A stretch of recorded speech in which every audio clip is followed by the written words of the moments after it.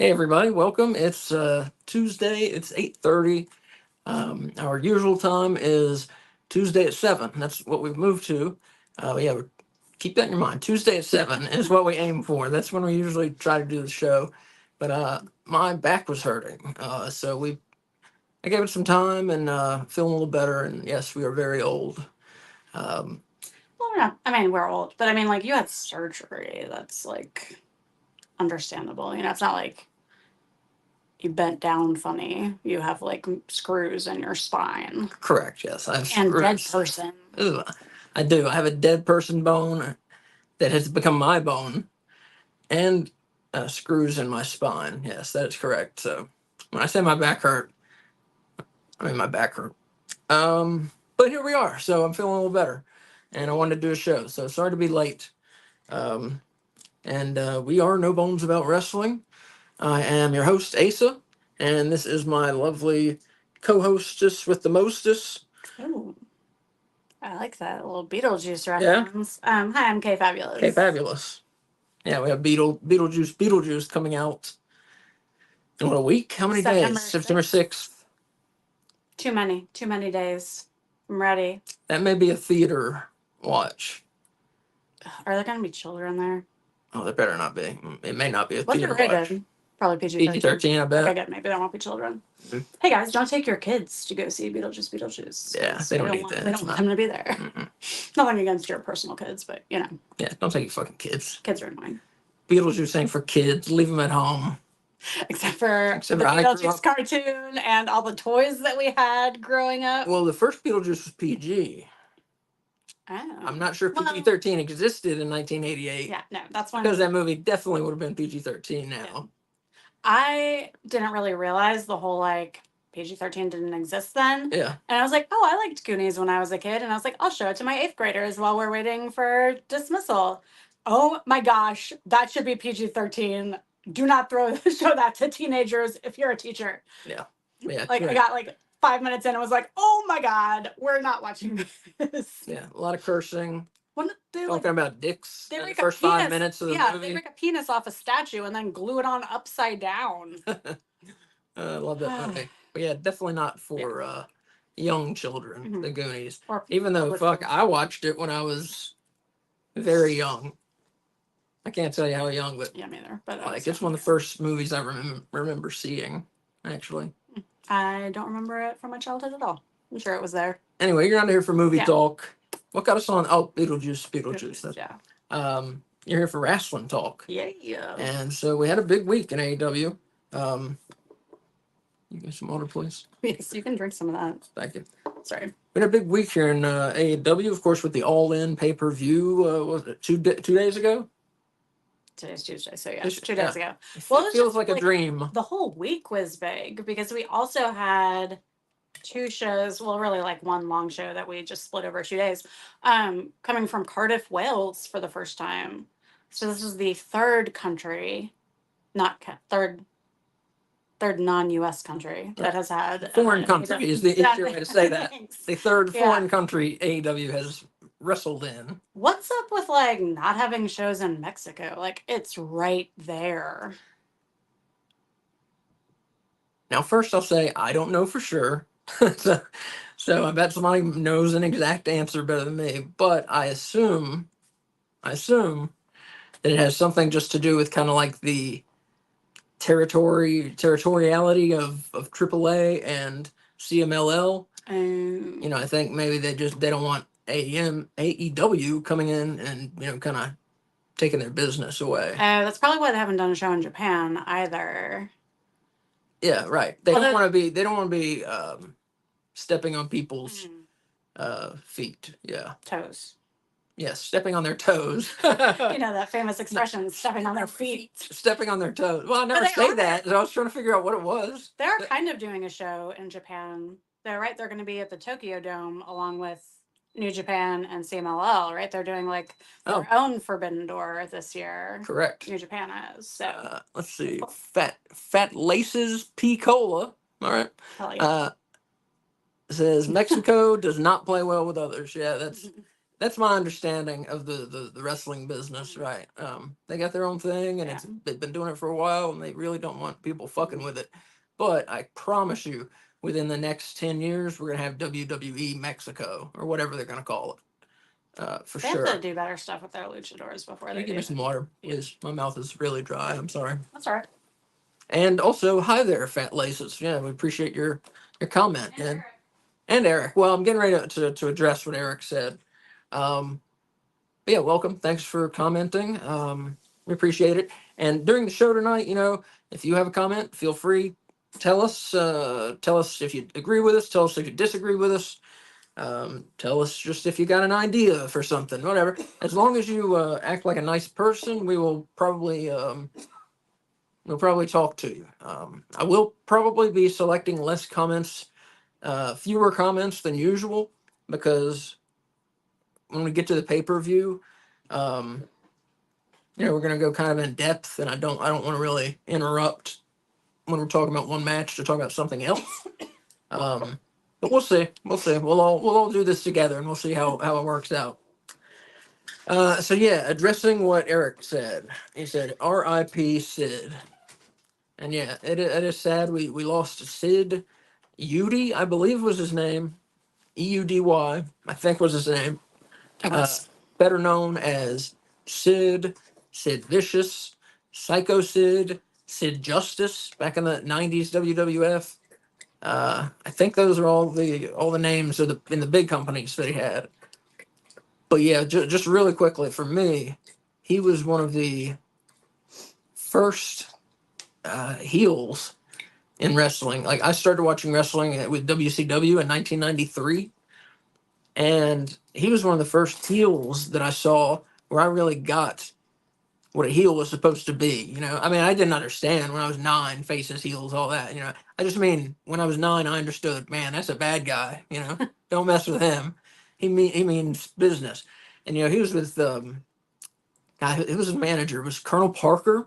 Was his manager at that point, and he was teaming a lot with Big Van Vader, with Harley Race as his manager.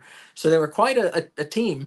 And then they also had a little fellow named Cheatham, who was an evil little person that they used to get into spaces where you normally wouldn't. And at one point, they sent Cheatham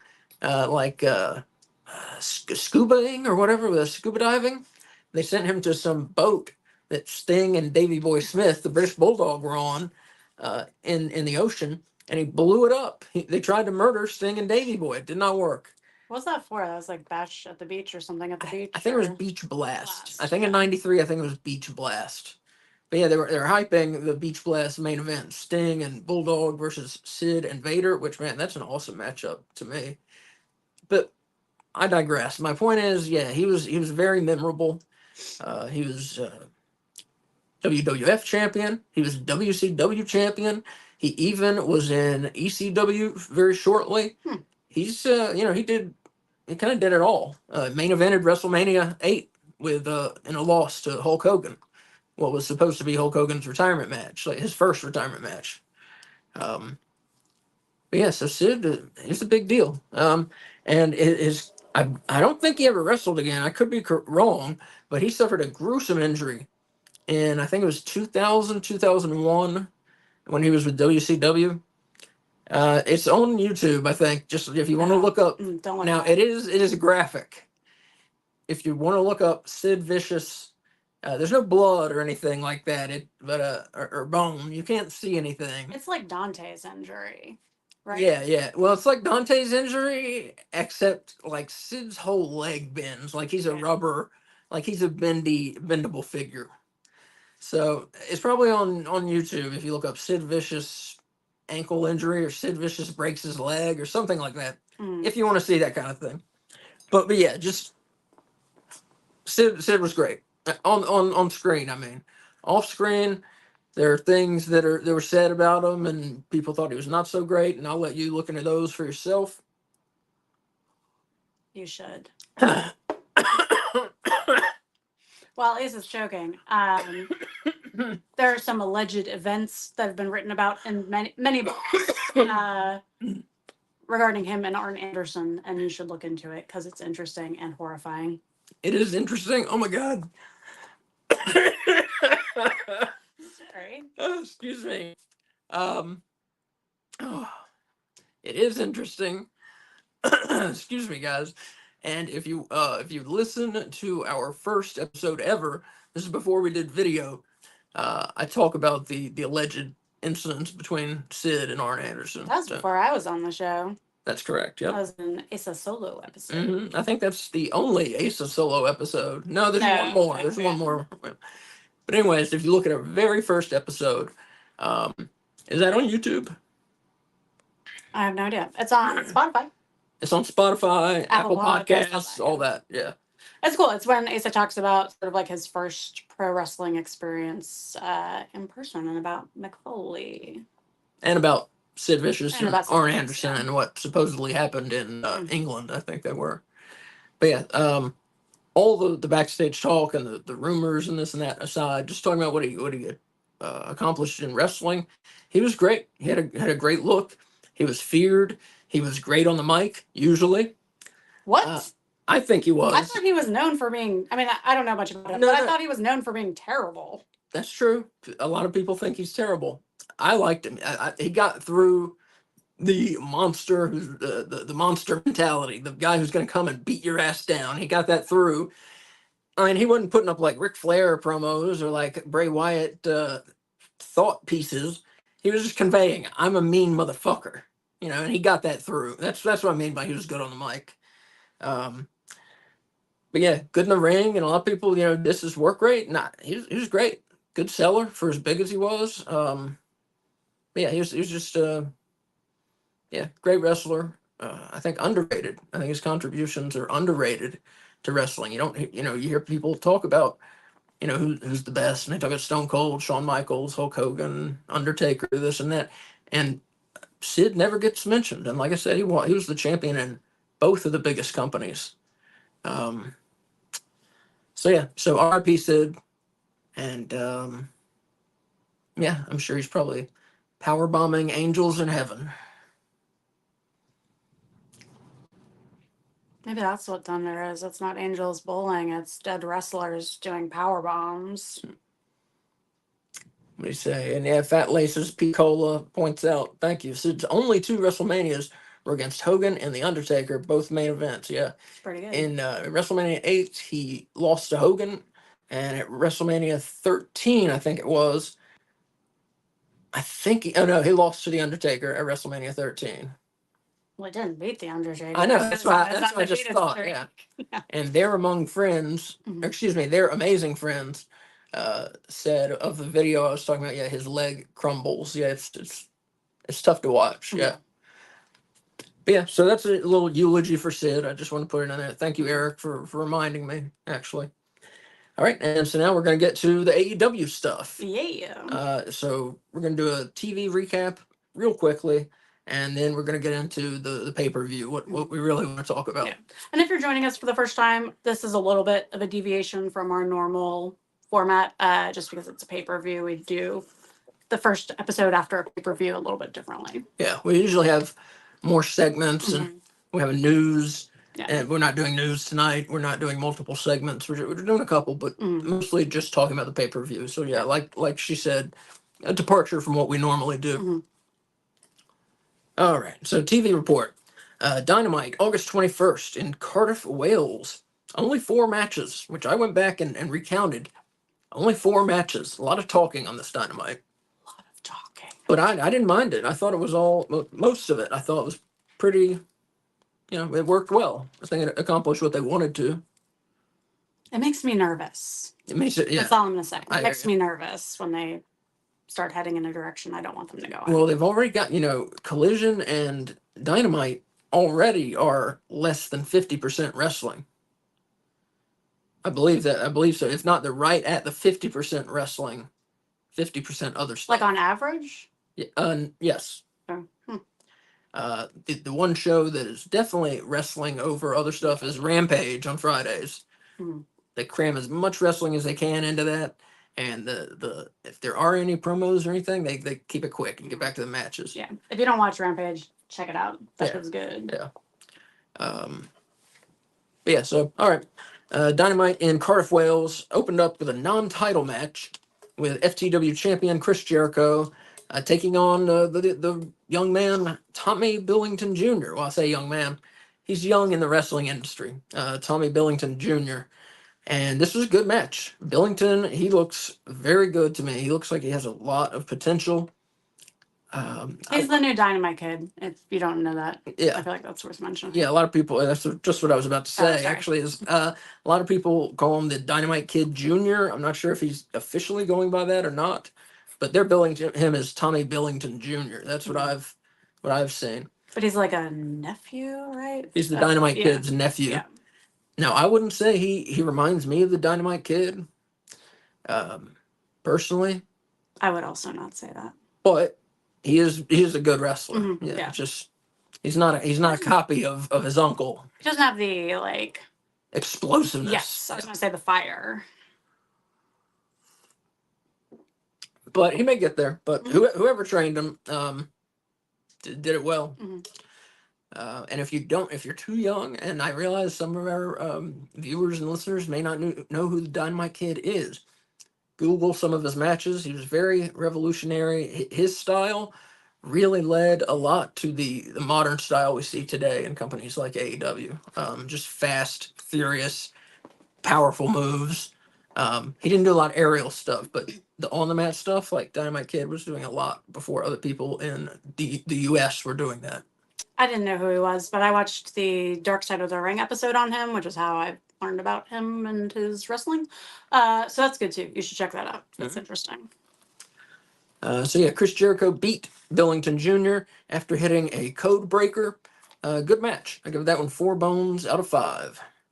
And yeah, if you're a new viewer or listener, that's how we rate things: 0 bones to 5 bones. 5 bones is excellent. 0 is awful. So yeah, 5 bones is more than excellent. It's like, holy fuck, that was amazing. True. Yeah, 4.5 bones is excellent. 5 bones is like my you have brain to is see melting. this. Yeah, you have to see this match, right? All right. Next up, we had the AEW World Women's Title match. Toni Storm defending against Saraya just a couple days before her match with Mariah May. So everyone knew Storm was winning. And Saraya, of course, accompanied by Harley Cameron. And Toni Storm just went right through her and hit a Storm Zero, that stump pile driver she does, pinned her and won the match, kept her belt. And it was a good match. 3.5 bones out of 5. It was a little bit sloppy. Really? Yeah, you're the one that pointed that out to me. A tad. Yeah, but there was just some like the timing seemed off on some things. I thought. You're right. You're right. Definitely. It wasn't perfect, but they were both in it. Like the match, it had a story, and they did it and presented it well. Yeah, and that's what I'm talking about. Yeah, and I guess it wasn't a technical masterpiece. Yeah, or anything, yeah. I'm hard on Saraya a lot, and this was one of her better matches, I think. So there's that. Eric Tate there saying, "Nice Arn Anderson picture." I guess you're talking about the one well, there's one right behind my head, but just like 10 minutes ago, I posted one on X. We were just talking about Brock Anderson. He came out today and said, I wasn't ready for AEW, and everybody was like, yeah, no shit, man. And I was telling Jim Valley from Wrestling Observer, I was telling him Brock is actually in our local indie fed, AML, America's Most Liked Wrestling, AML Wrestling. He was a tag team champion, is he still? He may be. Yeah, with CW Anderson. CW Anderson. No relation. Yeah, and they're managed by Arn. Right. So yeah, we've seen Brock Anderson several times since he left AEW. And yeah, I posted a picture of Brock, and I posted a picture of myself with Arn Anderson, and like I said, I'm basically the 5th horseman. So that's the day that's the day I got this picture right there. This is signed Arn Anderson picture right there, if you can see. But yeah, Arn, one of the greatest. It was awesome to meet him. Twice, because someone spilled something on your first one. That's true. So you got to talk to him twice. Someone ruined my first signed picture, so I had to go begging to get a new. I was like, somebody spilled soda on this. Can you please give me a new one? And they were nice enough to do another one for me. Faz B real quick, and I'm not going to take a lot of comments, guys, because we are going to talk a lot about the pay-per-view. So please don't feel like I'm ignoring you. It's just so I can keep the show going. But Faz B saying, have you heard about the 8-man tag tomorrow? Yes, I have, with freaking Jericho and Tony Khan saying to trust him. It's going to be a banger. Yes, it does. Yes, it will be, I think. Who is it? Jericho, Big Bill, Brian Keith, Roderick Strong versus Hook, Mark Briscoe, Orange Cassidy, and It's got to be either O'Reilly or Sheehy. Kyle O'Reilly. Yeah. Yeah, that sounds like an awesome match to me. Yeah, I'm looking forward to that very much. Sure. And you should still comment. We just might not say them out loud, but like you should still. Yeah, send us you can comments still and talk. stuff, because we might throw them in there, you know. Exactly. Yeah. If I get time, and something if it goes with what we're talking about, I may pull it. Like I said, we'll just see how it goes. I'm just letting you know. Usually, I try to get every comment, but tonight I'm not going to. But still, if you can talk in the comments, and other people can see you too. So, yeah. All right. Next match on Dynamite, AEW Continental Title match. One of Okada's few defenses. Maybe his second defense? I'm not. No, it's been more than that, but Okay. not a ton more than that. Yeah. Okay. Third, fourth, Something like that. So Okada still undefeated, and he fought Claudio Castagnoli in this one of the Blackpool Combat Club. This match was excellent. Claudio won this match. No. Yes, he did. No, I'm saying he won the position to be in this match. Oh, okay. It was through there was like a 3-way, right, on Collision, and he won that. A triple threat. A 3-way is it's fucking. Sorry. How would they say 4-way sometimes for? Anyway, okay. Sorry, I just wanted to point out that this wasn't like random. He earned his spot in this match. Yeah. I was not saying he won the match. Sorry if that was unclear. Yeah, very good. And they battled to a time limit draw, and everybody in Wales there was chanting 5 more minutes, 5 more minutes. They did not give it out. I assumed, I predicted last week that they were going to take Okada and Castagnoli and do it do a rematch at All In. They didn't do that. So, yeah, Okada, still the champ. Well, they didn't do that because Claudio was in the trios team that won the wild card spot. Yeah, but he was a late addition. Like, they could have booked him on this show to get a rematch. Yeah, that's true. And they didn't. They chose not to. Yeah. And Okada was in the gauntlet match. But we'll get to all that. I didn't like that they did a time limit draw a week after doing a time limit draw. Because there haven't been many of those in AEW, but to do one like back to back, I thought that was an odd choice. I don't even think it was a week after. I think it was like 4 days after. Well, yeah. Because it was on Collision, right? I hear what you're saying. Yeah. You do too much of that, you're going to piss fans off, but I didn't mind it at all. I didn't expect to get a decisive winner out of that one, and we didn't. So 4.5 bones out of 5. Very good. That was the match of the night on Dynamite, definitely. You think they're going to run it back at All Out? Or you think now that Claudio has a belt, they're just moving on with everything? I feel like, they're just going to move on. Yeah. Main event. World Tag Team Champs, the Young Bucks, teamed up with TNT Champ Jack Perry. Of course, they're 3/4 of the Elite. And they took on FTR and Darby Allin. And this was a fun match as well. All the matches are pretty good on this Dynamite in Wales. Darby Allin pinned Matthew Jackson after hitting a coffin drop. And so FTR and Darby Allin got the win in the main event there. So, yeah, good addition of Dynamite. Very good show, I thought. Too much talking for me, but they did do a pretty good job building up the pay-per-view, I think. But, yeah, just a little less talking is what I would like. I feel like they're like shouting from the rafters, like, we tell stories. Yeah, exactly. Just like try and finally end that long-standing criticism. Yeah, you just look when we talk about the pay-per-view, and we'll touch on the stories, and we'll show you like pretty much every match at that show had a story, and a pretty good story with it. But like I said, we're gonna get to that.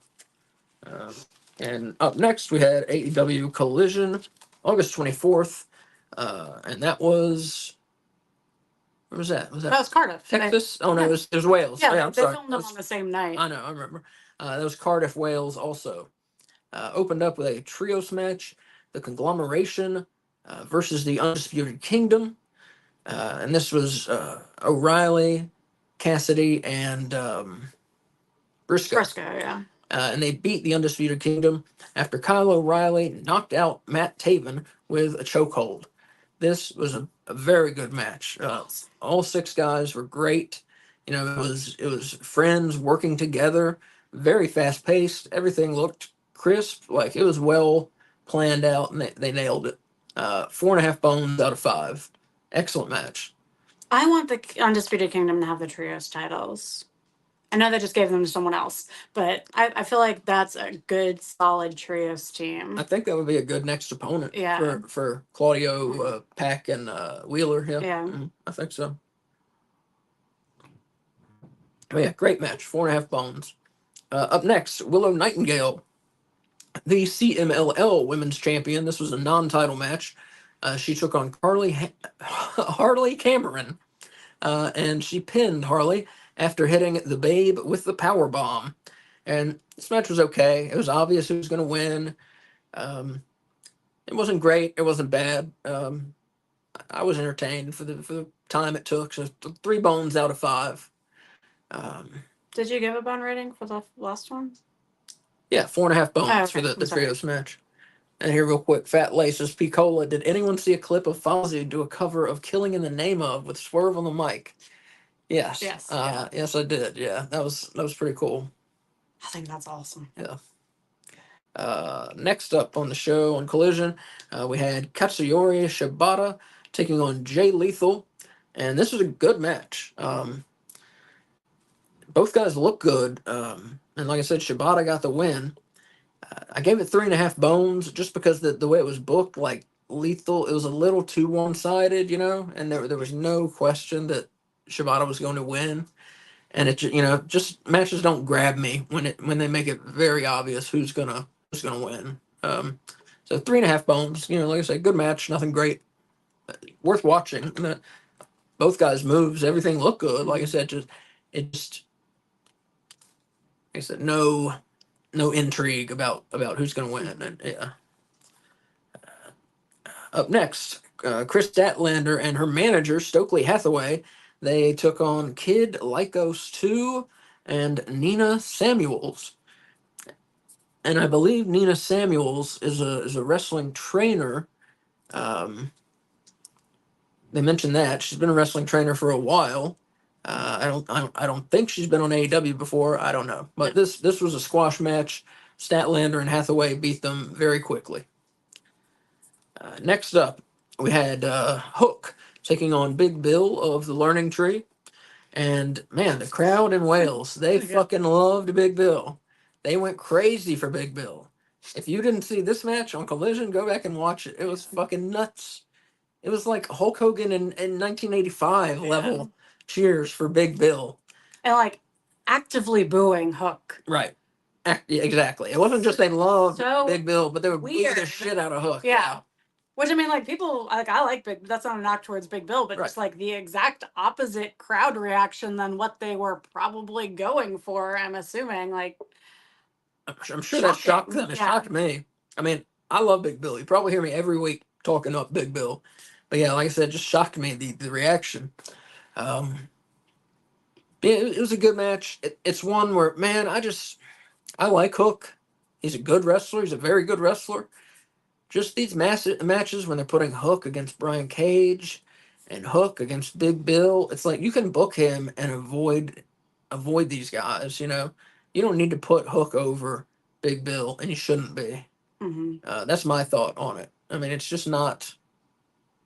Like in what world? Yeah, and I mean, like, I think people feel the same way sometimes about Darby, but I feel like Darby knows how to use his body and the moves that he does to make it more believable. Exactly. Like when he had that match against Samoa Joe, I was like, why on earth are they doing this? There's no way he could ever possibly beat him in reality. But by the end of that match, like, he had me convinced because he's so good at using his momentum and his surroundings. And like Hook doesn't do that. Yeah, he's not as seasoned as Darby Allin is quite yet. But yeah, There's that's like exactly dynamic in his moves. exactly Yeah. right. And it's dynamic in his moves. He's not the best seller, Hook. And Darby's a pretty good seller, I think. But yeah, for those reasons, like she said, it's more believable when Darby does it right than when Hook does it. Yeah. The best part of the match. Yeah. At one point, Big Bill is like pretending he's Hook and is like walking around the rest. It was awesome. It was so funny. That was pretty funny. I appreciate it. Yeah, fans loved him. Fat Laces says, "Yeah, I know, right? Big Bill fan club. Yes, all of Wales is the Big Bill fan club, apparently." But I love seeing him get cheered. He was like, you could see he was just amazed by the whole thing. Like no one expected that. It was pretty neat. It reminded me of the Io Sky Bianca Belair match from Backlash, where I was like, all of a sudden the crowd was like overwhelmingly for Io, who was the heel at the time, and she just like her wrestling was like the best I'd ever seen it because of the crowd reaction. It was very cool. Yeah. This reminded me of that. Anyway. Yeah, so Hook won by submission. He didn't even knock Big Bill out. They had Big Bill tap out to the red drum, which is another mistake, I think. I try not to second guess booking a whole lot because anybody can sit here and second guess it. So I really try to just talk about what has happened instead of trying to tell, oh, this is what I think should happen. But for real, you should not be having Big Bill tap out to Hook. Knockout, sure, I can. Yeah, I mean anybody, you get them in a sleeper, they're gonna get knocked out. But tap out, fuck that. But good match. 3.5 bones out of 5. It was just Big Bill beating the shit out of Hook the whole time until Hook jumped on his back and got a sleeper hold. Okay, yeah. And Faz B says Big Bill wasn't trying to get the cheers. Exactly. Like a good heel should. He tried everything. Right. He was fucking flipping them off. And what else? He was like screaming at the crowd and all this stuff. I mean, he was doing what he could. And they just loved him. Yeah, and they loved him, man. The more shit he did, the more they loved him. And he says, Faz B says, hopefully he gets a push. Man, I'm right there with you. I love Big Bill. Love him. Up next, talk about another crowd reaction. We had Jeff Jarrett taking on Aria Davari of the Premier Athletes, and the crowd was crazy for Jeff Jarrett too.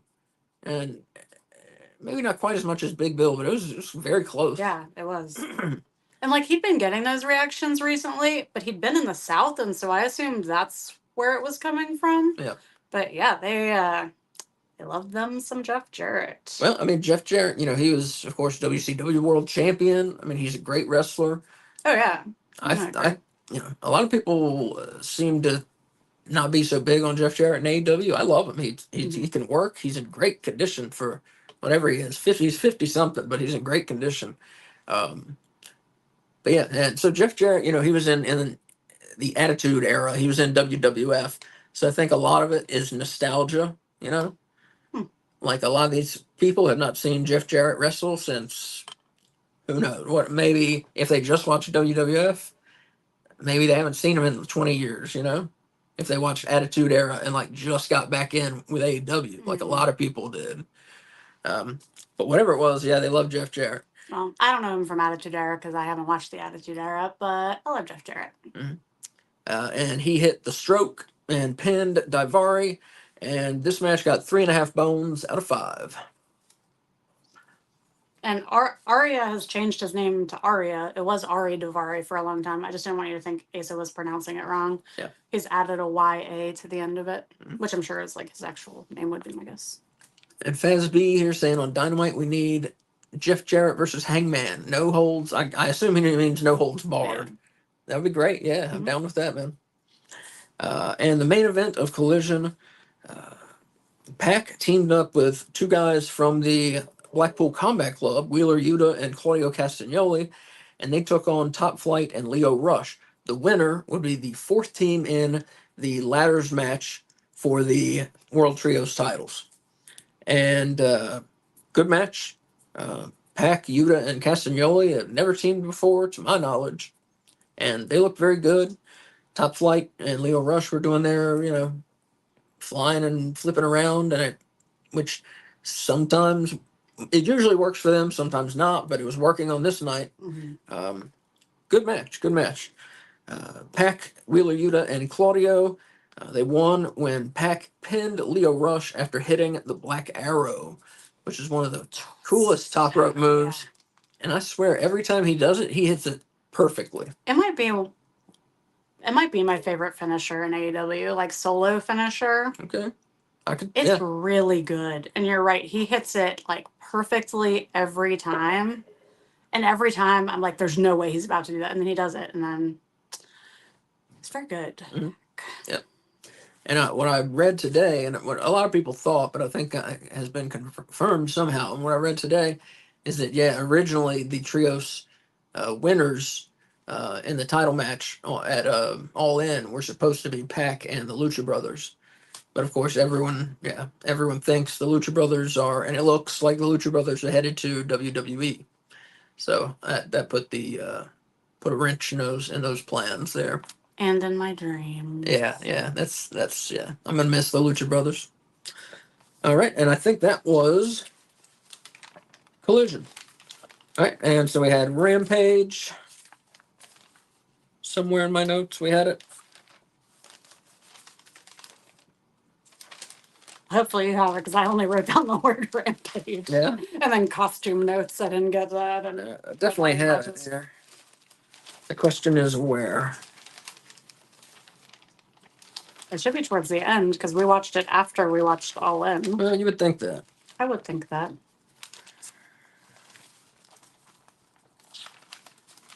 Do you want me to just look it up real quick? Yeah. I'll do that. You talk about something else. Well, Kay is going to get the Rampage results for you. I don't know where the fuck they went. Okay. So there was a 6-man tag team match. You had 6-man tag team match. You had the Conglomeration, which this iteration was Kyle O'Reilly, Mark Briscoe, and Tomohiro Ishii, who defeated Brian Cage, Johnny TV, and the Beast Mortos. And then, of course, they were accompanied by Taya Valkyrie, because she normally accompanies Johnny TV. This match was awesome. I can't give you Asa's bone ratings because I don't know what they were. But I'd say this match was really good. We had a singles match. Roderick Strong, accompanied by Matt Taven and Mike Bennett, defeated Fuego del Sol, which hasn't been on AEW TV in a while. And I am pretty positive that he was removed from the roster page like months ago. So I don't know if this is a return to AEW or if this was just like a one-off, but it was cool to see him. This was kind of a squash match. It lasted 3 minutes and 20 seconds. So yeah, it'll be interesting to see if Fuego just was like back for real, or this was, like I said, just a one-off. And this wasn't in Cardiff. They filmed this when they filmed the Dynamite the week before. So these were like older matches. We had a singles match with Mina Shirakawa. She defeated Robin Renegade. We had a tag team match with My Gates of Agony, which is, of course, Bishop Khan and Toa Leona. And they defeated the Iron Savages, Boulder and Bronson, who were accompanied by Jacked Jameson. I was thrilled to see the Gates of Agony in a jobber match where they weren't being used as the jobbers. I loved it. Yeah, you should have heard my cheers when they came out and I saw there were jobbers already in the ring.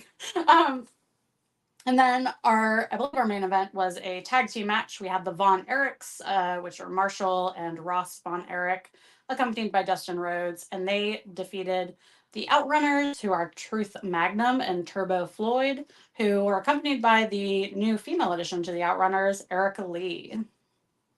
Yeah. I couldn't give your bone ratings, but I just told them I thought the It's fine. I don't rate Rampage matches. Oh, I didn't realize that. We'll probably start, but I usually don't. So. That 6-man tag match was really good with Conglomeration.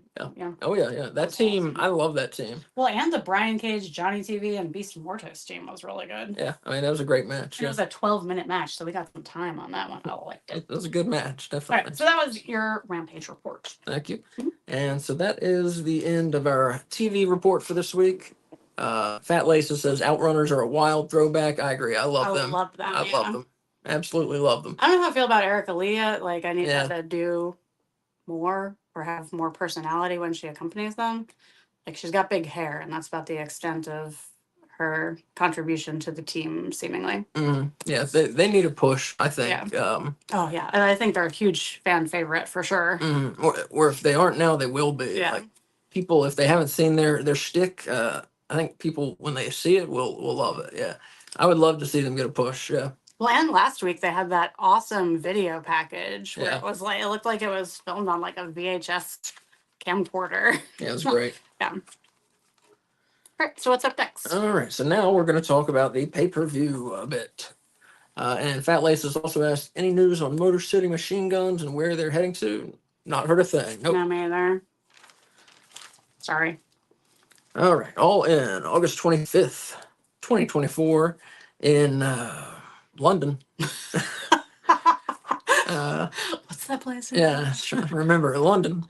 So yeah, they did 81,000 last year. This year, I think I'm not sure the official number, but I read 54,000 and some change. Oh, okay. So almost 55. And, a lot of people see that as a failure. And I'm sure AEW wanted to sell it out again. I mean, sure, of course.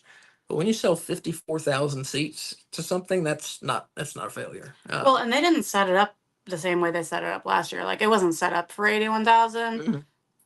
From the numbers I saw, they sold 54,000 and it was set up for like 55,000 and some change. So, I mean, I think last year they had to like keep reconfiguring the setup to accommodate more seats being opened up. But I think I think they're pleased with the ticket sales. Yeah, and they're going back in 2 years. Yeah, so. You're right. In 2026, All In will be back in London, and it's headed to Texas next year. Where in Texas is it? Arlington? Arlington is what came into my mind too. Yeah. Wherever the Rangers play, right? Correct. Yeah, the Texas Rangers, baseball team. Mm-hmm. All right, great pay-per-view. Opened up with the AEW World Trios title 4-way ladder match, and here real quick. You're not talking about the Zero, or? Well, I will real quick. I didn't write anything down. Oh. So. Do you need me to pull that up? You can pull it up. Okay. Well, here, hand me the belt there. Oh. Right there. So every pay-per-view, we make predictions. We do a prediction show, usually the Thursday before the pay-per-view, and we make predictions on who's going to win the matches, and then we keep track, and we'll talk about it as the pay-per-view is going on too, and then the winner gets the No Bones About Wrestling Predictions Championship belt. I know it says ECW, but ignore all that. This is the No Bones About Wrestling Prediction Championship belt. I picked it out because it has barbed wire on it, and I thought it looks cool. So our friend Wolf, who joins us for most of our watch-alongs, he was the defending champion going into All In. So, like I said, after each match, I'll tell you where our picks were, me, Kay, and Wolf. So if you hear me talking about Wolf, he's not here with us tonight. But if you've seen the show before, he's, like I said, he's with us on a lot of the watch-alongs.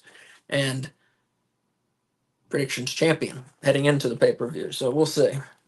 Real quick, why don't you tell us what was on the 0 hour? 0 hour. We had a 16-man tag team match. Lord. I'm gonna be saying a lot of names. Action Andretti, Kip Sabian, Kyle Fletcher, Leo Rush, Rocky Romero, Tommy Billington, and Top Flight, which is Dante Martin and Darius Martin. They defeated Anthony Agogo, Ari Davari, Jay Lethal, Private Party, who are Isaiah Cassidy and Mark Quinn, Satnam Singh and the Dark Order, consisting of Alex Reynolds and John Silver, with Evil Uno and Sanjay Dutt accompanying. Ridiculous. That's a lot of people, man. Yeah. But I'm glad like Kip Sabian got to be there. Yeah. I wanted him to be able to wrestle it all in. Yeah, I'm glad those guys all got on the card, but 16-man tag, come on. Yeah, I missed that match, so I have no opinion of it. Mixed tag team match was to follow, and the winner of this would get to choose the stipulation for the CMLL Women's Championship match happening at All Out, where Willow's defending her title against Chris Statlander.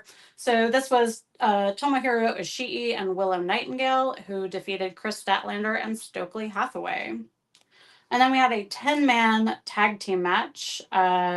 Dustin Rhodes, Katsuyori Shibata, Sammy Guevara, and the Von Erichs, being Marshall Von Erich and Ross Von Erich, along with Kevin Von Erich accompanying them, defeated the Cage of Agony, which is Bishop Khan, Brian Cage, and Toa Leona, and the Undisputed Kingdom, Matt Taven, and Mike Bennett. Thank you. So everybody was on the 0 hour. I think I was in one of those matches, right?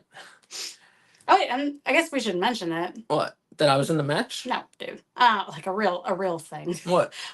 So she didn't have a match, but Saraya came out with her entire family. Oh yeah. And Harley Cameron in wrestling gear and basically stood in the ring and was like demanding a match. Right. And then Jamie Hayter's music hit and she did a run-in and I think she like clotheslined her or something and then Saraya ran away. But so we have a return from Jamie Hayter. Several people were upset that this was on 0 hour and not on the actual show. But 0 hour's free, so yeah. What are you upset about?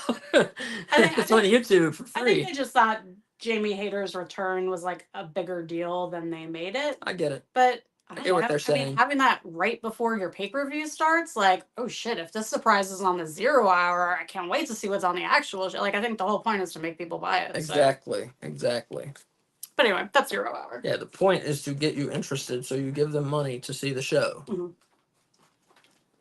So I get why they did it. I don't hate it. I get why people are saying it should have been on the pay-per-view. I totally get that, and I totally get the put it on the 0 hour. So yeah, whatever. Who knows?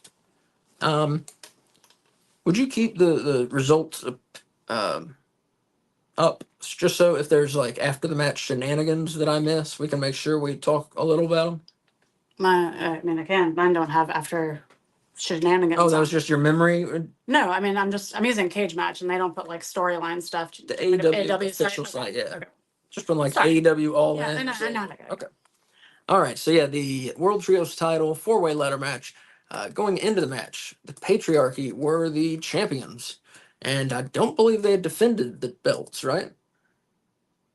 I don't think so. And Killswitch is injured, actually. Has a torn pec, I think. Bicep. Excuse me, a torn bicep. But they said obviously he's able to wrestle through the injury is what they... That's what they say, but they haven't had a match since he injured that bicep, and that wasn't that long ago. He didn't do a whole lot on the show, did he? I could be forgetting, but I didn't notice him doing anything. I could be totally wrong. In the trios match? Yeah. I remember him more from later in the show than from the trios. Yeah, that's what I'm saying, yeah. Yeah. Well, anyways, Killswitch is hurt. Whether he did stuff or he didn't, he's hurt. And they defended against the House of Black, former World Trios champs, the Bang Bang Gang with Juice Robinson and the Guns. And, of course, the Guns were Trios champs with Jay White. Mm-hmm. And then the team that earned their way in on Collision, Pac, Claudio Castagnoli, and Wheeler Yuta. And, man, starting off with a ladder match, definitely. A show this big, you want to start off with something awesome, you know? And they did, yeah. And the entrances were awesome. Yeah. So one of our complaints, minor complaint about last year was that the matches were awesome. It was really well booked, but we didn't get that sense that this was the biggest show of the year. Mm-hmm. We're not looking for WrestleMania level pageantry. Yeah, we don't need 5-minute entrances. Yeah. But I just needed something a little extra, and we definitely got the extra this year. And not the mean kind of extra, how people say it now, but actual extra. No, I agree. Yeah, they definitely, I wouldn't even call it, I guess you would call it pageantry. There was a bit more pageantry to All In this year, but not enough that it became tired or goofy. Mm-hmm. You know, I don't think it didn't detract from anything. Right. Thank you. Yeah, that's a better way to put it. But yeah, it was nice. Like the House of Black, an awesome entrance, and they looked fucking like they came straight out of hell. They had really cool new masks, and I hope they keep them. Yeah, that was awesome. I'll talk more about that later. But yeah, it was a great match, man. People making me nervous. These kinds of matches, you know, I love them as much as y'all do.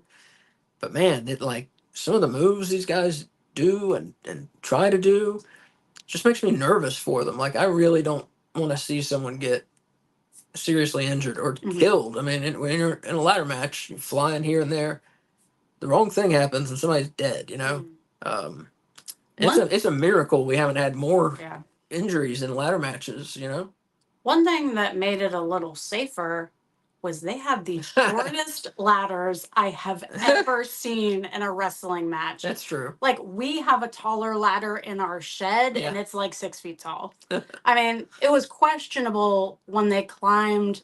Like, I mean, really, the first 4 ladders they pulled out was like, are any of them going to actually be able to reach the belts if they stand on top of that ladder? Right. Like, it did not look possible, especially when you're used to like Darby's like Revolution ladder that was like terrifyingly tall. When they first pulled out the first ladder, I was like, where'd they even get that? Like, it's almost a footstool, like, or a step ladder rather, you know? Yeah. Oh yeah, she's right. Definitely about the ladders. But they used them well. Man, everybody getting thrown around, bumps and bruises. Very good match. And as I said, originally, Pac and the Lucha Brothers were scheduled to win this, supposedly. And the team that did win were Pac, Claudio Castagnoli, and Wheeler Yuta. So we have new World Trios champions, a team that has only teamed up twice now, I believe. Yeah, out of nowhere. And yeah, 2/3 of the team is in the Blackpool Combat Club. You know, is Pac going to be an addition now that Death Triangle is not a thing? I think Pac would make a great addition. It would be nice to have someone from England in the Blackpool Combat Club. Yeah. Plus, like, I mean, if it's his characters, like personality, and if it's his wrestling style, I think it's a good move. I think that would be a great move. Yeah. I mean, shit. If you did like a 5-on-5, I would love to see like a Blood and Guts.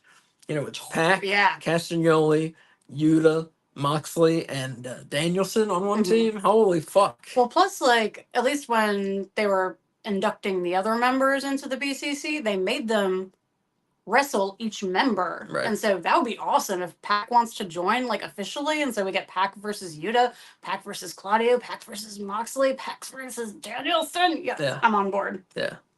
Pac has been, killing it lately. Yeah, he's been great. So all of us missed that one. That was our prediction. Like that, I predicted the House of Black. Kay predicted. I predicted the Bang Bang Gang. Bang Bang Gang, and Wolf predicted the Patriarchy. Yes. So all of us picked different picks, and all of them were wrong. Yeah, all of us were 0-1 after the first match. Not a good start. Next match, and a lot of people were surprised that this match came so soon in the car. Tyler Helton, yo, what's up, Tyler? Hey. A lot of people were surprised this came so soon in the card. The Women's World Title match with the champion Toni Storm, who has been on a months-long winning streak. Timeless gimmick has been fantastic, and the women's division has kind of been riding the wave of that and Mercedes Moné's appearance. And this was a well-built feud, but I really feel like they could have made it last a little longer. Like, not drag it out, but extend it. To say for like 2 or 3 more months. I think we needed more than just like 1 month or so of build up for this. Like I said, give it 2 more months maybe, and then it's an epic encounter. Oh my God, what are they going to do to each other? Which was kind of the feeling at All In. But like I said, if we had more stuff escalating it, it would have been a way bigger thing, I think. I agree. I have lots of thoughts on this. I'm just letting you finish talking about it before I jump in. All right. So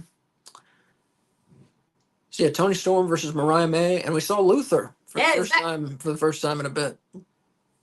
But yeah, very good match. Eventually, Toni Storm relented. She couldn't hit Mariah May at the end. Kind of, she was in tears over the broken love, broken friendship, whichever you want to call it, both. But Mariah May, she did not relent. She hit Toni Storm with 2 knee strikes and used her own finisher, the Storm Zero, against her. And she got the pin and the win. And we have a new women's champion, Mariah May. And let me see. I predicted that correctly. Kay predicted Toni Storm to keep the belt, and Wolf predicted Mariah May. So after that, Wolf and I are both 1 for 2. Kay started off 0 for 2 on her picks. And I just need you to know, in case you aren't familiar with our show, that belt is my belt. I have had that belt the longest out of anyone. I had it for like more than 6 months in a row. I was unstoppable until Wolf came into the picture and stopped me. And this is the worst I've ever done. And it's very upsetting. Plus, now I can talk about. Can I talk about the match? Yeah, go for it. Okay, so. Oh wait, I didn't say what I gave it. I'm sorry. Go ahead. Very good match. 4.5 bones out of 5. Very good match. A lot of intensity. Everything looked good. Great match.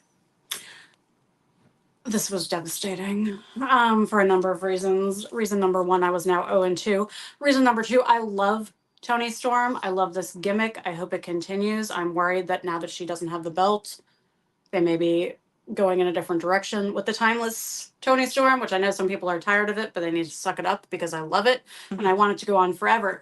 The big reason that I agree with Asa that this should not have happened at All In is that I feel like Mariah May has not had enough solo matches against bigger names in the women's AEW roster. When you look at, like, go to Cage Match, pull up all her matches. It was very interesting because when I was deciding who I was going to pick for this, I went back and looked at her match history because I couldn't think of anyone impressive that she had defeated. And that's because there weren't really any impressive women that she defeated on her own. Like, she and Toni had some success against strong women wrestlers as a tag team. But to go from, like, I don't know, beating Harley Cameron to beating Toni Storm, a 3-time AEW Women's Champion, like, Mariah May lost to Thunder Rosa. She lost to Deonna Purrazzo, both of whom couldn't beat Toni. I just had a problem with giving it to her this quickly. And I also feel like she needed more time to develop her heel persona. Like, I'm just not sold on what her character is. Like, I get she's the glamour. I get she hates Toni Storm. I get this was all a diabolical plot. But I just need, like, more actual personality, I guess, to see her as, like, an independent character that's not still joined to Toni in some way. So, yeah. It just was. I don't think it was the right time. I think that she should get the belt eventually. Like, I think she should have eventually lost to Toni Storm. I just don't think beaten Toni Storm. I'm sorry. Yes, I think she should have eventually. Thank you. Beaten Toni Storm, but I don't think it should have been the first time they faced each other, and I don't think it should have been this soon in her AEW singles career. Yeah. And it broke my heart. Yeah, well said. I agree with all that. Yeah. Agree with all that. So, new women's world champion. We'll see how she does. And Mariah May slapped her mom. Oh, that's true. Yeah. It was so weird. Like, we got confused, and I was like, that has to be Mariah May's mom. She's wearing a Mariah May shirt. Yeah. But, like, Mariah May slapped her, and Toni hugged her. So I was like, wait, is Toni's mom wearing a Mariah May shirt? Like, it was very confusing. It was very confusing. Yeah, and just to say, we're not idiots. Just during the pay-per-view, we're usually talking. We're talking to you, so we don't hear the commentary. Yeah. So if they just say something on commentary, we don't know what's happening. We just have to go by what we see. Yeah. Anyway, so. Okay, but yeah, great match. Thank you for your thoughts on that one. Next matchup, we had the. One more thing. She won clean. Like, she tried to cheat. Luther stopped her from cheating. And she beat Toni without cheating. Like, if you're giving her this big win, out of nowhere, essentially, if you look at her record. Like, at least make it so she's cheating to win. Yeah. Okay, I'm done. Sorry. Moving on. And here Tyler was asking my thoughts on Ricochet. I will talk about him when we get to that match, Tyler, definitely. We got some thoughts. Yes. Up next, we have the FTW title, FTW rules match, where we had the champion, Chris Jericho, the learning tree himself, and he defended against Hook, two-time former FTW champion. Sorry. And the stipulation was if Jericho beat Hook, Hook would not get another shot at the FTW title. Which, very, very cherished because his father, Taz, created it 26 years ago. So, like a part of their family history, kind of. This was a good match. They had, what did they have out? Polo? Oh, it's cricket balls? Is that what it was? Well, here's the thing. I don't really know what polo balls or cricket balls look like. We thought they were polo balls when they pulled them out. That's what I thought. But then he pulled out a cricket bat. Right. But there was also what looked like a pool cue that was pulled out. And so then you thought maybe it was, what is it, snooker? Snooker. So I don't know. It looked like billiard balls, basically, but they just weren't painted like American billiard balls. So they looked hard and painful. True. This one, good match. Both guys look good, I thought. Let's see. And we had some attempted interference, but Hook beat Jericho by submission to the rear naked choke. Just the way Big Bill tapped out on Collision, Jericho tapped right out too. And Hook is now the only three-time FTW champion. And let's see, that match I gave was pretty fun. I gave it 3.5 bones out of 5. And that first time ever that includes ECW. He's now the person who has had that belt the most, or at least won it the highest number of times. Like Taz only had it twice, I believe, in ECW. Yes, yeah. So he is the most frequent champion. And I was surprised. I expected to see Shibata and Samoa Joe come back to play a part in this, and they did not.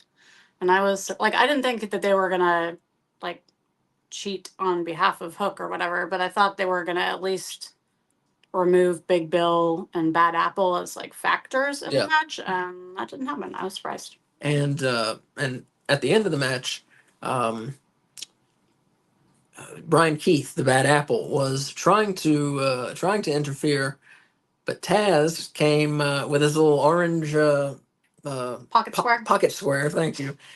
Came out of the commentary area, and he put Brian Keith in the kata hajime, as it was called back in the day. Hook calls it what? Red rum. Red rum, yeah. I believe it's the exact same move. Maybe there may be a little difference, but it was called the kata hajime. And yeah, he had Brian Keith in it. Didn't have him in it very well, but he had him in it. So that was cool to see Taz, bust out his finishing move. Mm-hmm. Hadn't seen that in many years. So yeah, fun match. And does the rivalry, Jericho and his learning tree, what do we call them? Saplings. Big Bill and Brian Keith. Do we get the learning tree guys versus Samoa Joe, Shibata, and Hook? Does that feud continue? We haven't even seen Samoa Joe. Still hasn't returned.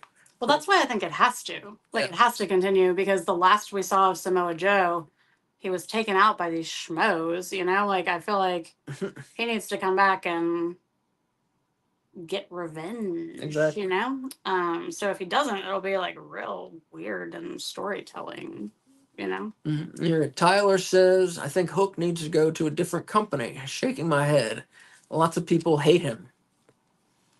All right. And people in Cardiff definitely were not for it. Yeah, people in Cardiff, definitely hated him. Yeah, you got that right. I don't hate him. I just think that they're using him in a really odd way. I agree. Yeah, I agree. Yeah, I think he has. Oh yeah, that's enough. Yeah, they're using him in a weird way that doesn't make sense to me either. Yeah. And I like him more the less he talks. Like Really? I just think Yeah. he's better as like a silent enigma who just like wants to come in and throw down and then eat some chips. You know, like I hear you. I don't need to hear his voice. Yeah, I agree with that too. Yeah, he's a more interesting character when he only said like two words. Yeah. You know, Yeah. definitely. But we'll see. We'll see. I mean, he does have his fans, like I said, but they didn't seem to be in Wales. Yeah. He got a better reception in London. London. Yeah, he did. Yeah. I'm a bigger fan of the Hook signal than of Hook, I think. Me too, honestly. All right. So after that, let me see. Did I already read it? No. After that match, let me see. I picked Hook. Kay picked Hook, and Wolf picked Jericho to retain. So after this match, I was 2 for 3 in my picks, and Kay and Wolf were both 1 for 3 in their picks. I got one right finally. Yep. Out of the goose egg. All right. Up next, we had the AEW World Tag Team Title Triple Threat match. We had the champions, the Young Bucks of the Elite.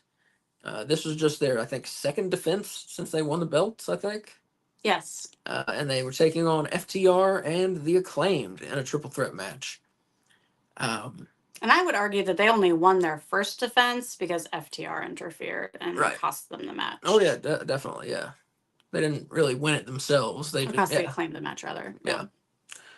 But yeah, very good match. Had everybody running in, running out, hitting their moves. You know, at one point, I think Max Caster and Matthew Jackson did an EVP trigger on someone. They did. I think Anthony Bowens and Cash Wheeler, I think, did the Shatter Machine on someone. Yes, they did. So it was cool getting to see these guys come in and mix it up and kind of team up with each other a little bit and see the dynamics between how the teams all fought. So yeah, cool match. I'm still not crazy about a 3-way tag team match, but it was good. It was a good match. I think it like the working together with the enemy, you know, I feel like it really helped get across the desperation from all three of these teams and like how badly they wanted those belts. You know, like even if you hate that guy, you're gonna put it aside so you can both EVP trigger, you know, someone to try and get one step closer to having the belts. And well, what happened though? The Young Bucks eventually won. It looked like the Acclaimed were heading to the victory, but the Young Bucks low blowed the Acclaimed. I can't remember if the ref was out or if it was behind his back. Which one? I think Rick Knox was the ref, so he was like half paying attention at best most of the time. So, like, I think this was like right in front of him, and he was just like, I think it was Rick Knox. Yeah. Yeah. So the Young Bucks, they low blowed both of the Acclaimed members simultaneously, and they pinned one of them, and so the Young Bucks are still the AEW World Tag Team Champions. Boo! So as I said, this one pretty good match. I gave it 4 bones out of 5. And this one I predicted the Young Bucks, so I got it right. Kay predicted the Acclaimed, so she was 1 for 4. Oh. And I was 3 for 4 after this. She was 1 for 4, and a friend Wolf, let me see, predicted the Young Bucks, so he was 2 for 4 now in his picks. Some of the matches I picked with my heart. Yeah. I just really, it's time to pass the buck, you know, like move on and let some of the younger talent get their time. And I know the Acclaimed have been champions, but I feel like we're seeing a new Acclaimed, and I wanted to see more of that, but with belts. Yeah, I agree. I think that's who I was for. It's tough choosing. I like all 3 of those teams, but I think I was for the Acclaimed. Yeah, I like this new aggressive streak that's been running through them. Yeah, it's been a cool change to their characters, definitely. This one, something happened afterwards. Do you remember what it is to talk about? Okay. Yeah, well, maybe you can tell me in more detail, but what happened was the grizzled young vets showed up and they swarmed FTR. And that's what I have written down. So wait, but before this, I missed this. So the Acclaimed didn't get pinned. Oh. Dax got pinned. Dax got pinned. Okay. Yeah, they hit him with the EVP trigger. Yeah. Sorry. So yeah, that was I didn't realize that was the end. So yeah, Grizzled Young Vets, Drake and Gibson are their names apparently. They jumped in the ring after the match. They swarmed FTR, making a grand statement on the big stage, is what AEW.com says about it. We don't know them that well. We saw them in AML. Yeah, I saw them wrestle. They were good. I mean, yeah, they were good. We were booing them very hard, which they were not very big fans of. Yeah, they were in our local indie promotion. They came and wrestled one match, and they were supposed to do an autograph signing. I wasn't a ticketed autograph signing. Right, they sold tickets in advance for it, and I didn't buy a ticket, but the Grizzled Young Vets canceled the day of the event. Which who knows? I don't know what was going on, but I do know that they sold people tickets to have their autographs, and it didn't end up with their autographs. But they were obviously there that day because they wrestled. So what the fuck, Yeah. That's what the fuck. It wasn't a good look. No. But yeah, so that's why I'm not impressed with the Grizzled Young Bucks. I didn't give them they might be great in the Grizzled Young Vets. Grizzled Young Vets. I didn't give them much of a chance in their wrestling though. So like grilled deer, like some gristly buck. Gristly young bucks. Yeah. Let's see. Tyler here, Hilton here says, I think Swerve Strickland signed a new deal like 4 years with AEW. That's the word. Yeah, I read that too. Yeah, the word is he is in through 2028. Yeah. Love it. Tyler also says he thinks Swerve Strickland is the top face of AEW. A hard call. Either here, Danielson. Yeah. That's and he also says he thinks Swerve Strickland needs to develop on his mic skills. I can agree. Yeah, he just needs more variation. Like I feel like he has like his speech, and he says it pretty much mostly the same every time. Like it's very good. It's very passionate, but it'd be nice to see like multiple dimensions to a character. Yeah. Yep. And we're starting to see those while he was champion. Yeah. We're starting to see those. But yeah, sometimes he's great on the mic. And sometimes, like Kay said, it feels like, oh, we've heard this before, give us something new. So yeah, I get what you're saying there. All right. And of course, everybody this is just Swerve's first world title. When it gets 2 and 3 and whatever, he'll develop that. I bet. Yeah. What were you saying? I said we're about to talk about one of my favorite matches of the night. Yes. Or day, I guess I should say. The day, yeah. That was one of my favorite things about the show is it was over in the afternoon. Yeah, it was nice. It was glorious. We didn't have to stay up till like 12:30, 1 in the morning. As someone who has to work Monday mornings, I appreciated that. That was nice. I would love more afternoon pay-per-views. Yeah. That's not going to happen unless they're overseas, but we can dream. We can dream, right? Yeah. So up next, the Casino Gauntlet World Title Shot match. So they said whoever won this would get a world title shot that they can cash in. So I don't think they use that language, but that's what it is, that they can cash in. It's like Money in the Bank, same concept. You get a title shot, you can just cash in whenever you want. Yeah, and before people say they stole it from WWE, Chris Jericho invented Money in the Bank, and he's in AEW, so you cannot steal something from yourself. I was just going to say Bryce Remsburg was the referee for this match, and like instead of holding up the belt like they do in a belt contest, he held up a contract in like a little portfolio. Oh, I missed that. Showed that. Yeah, I figured it. So that's what I wanted to point it out. So we saw it. It was a paper contract in like a black leathery portfolio. And let's see. And we had a bunch of participants in this. Most of them were unannounced, I think. At least half of them were unannounced. At least half. And there's some surprises here. Awesome surprises, yeah. So first out, we knew Orange Cassidy. He earned the right to be the first man out. And the other first man out, number 2, whatever, they're both in the ring, was Okada. Mm-hmm. Which I guess he was announced. I didn't realize that. But at least on AEW. I never heard it. Okay. AEW's website makes it look like it was announced. Oh, I assumed he was going to be in it, but I never heard anything official. But, yeah.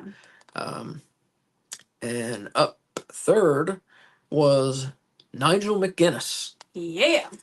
And he hasn't wrestled in, I'm not sure, he hasn't wrestled in years. Oh, it's been a very long time. But we made the comment when we see him on Collision, he's looking a little buffer these days. Well, he's also said muscular. He's also said in interviews that he's been training. Right. Yeah. And he had been training, and everybody thought it was for a return to the ring, and yeah, here it was.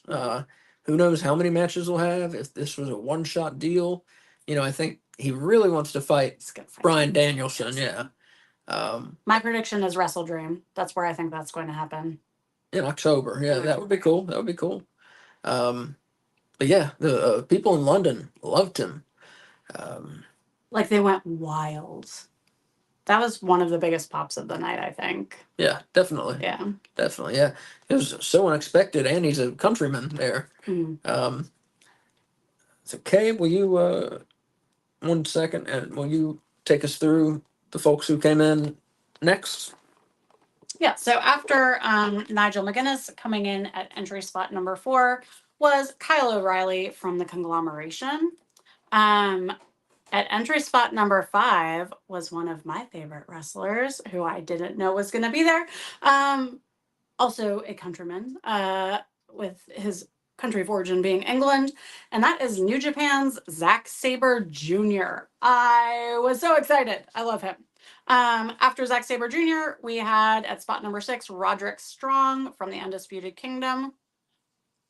Spot number 7, we had ROH World Heavyweight Champion Mark Briscoe of the Conglomeration. At spot number 8, we had Hangman Adam Page, and several of those people have been announced for the match, including Hangman. And Hangman actually had already taken out earlier in the week another wrestler who was supposed to be in this match but wasn't because Evil Uno had been named as a member or entrant in the gauntlet, but Adam Page beat him up with a chair, and so he never showed up. After Adam Page, we had Jeff Jarrett. Who, Evil Uno? Yeah. Oh, I missed that. Yeah, he beat him up earlier in the week on television. Oh, earlier in the week. Yeah, so he never came out for the gauntlet match, was what I was saying. He took him out before the gauntlet match even happened. Well, no, what I assumed is they just hadn't got to him. Oh, in the order, Evil Uno. Might have been like the next guy in. I think we were supposed to assume that he had taken him out and injured him to the point where he couldn't wrestle. I didn't think that until you just pointed it out. So maybe. So after Adam Page, we had Jeff Jarrett. After Jeff Jarrett, we hear music. It is unfamiliar. We look at the Titantron or the screen or whatever that's called, and there is a giant, fancy-looking R, much like the Robin symbol from Batman. And who is it, Asa? Motherfucking Ricochet. Yes.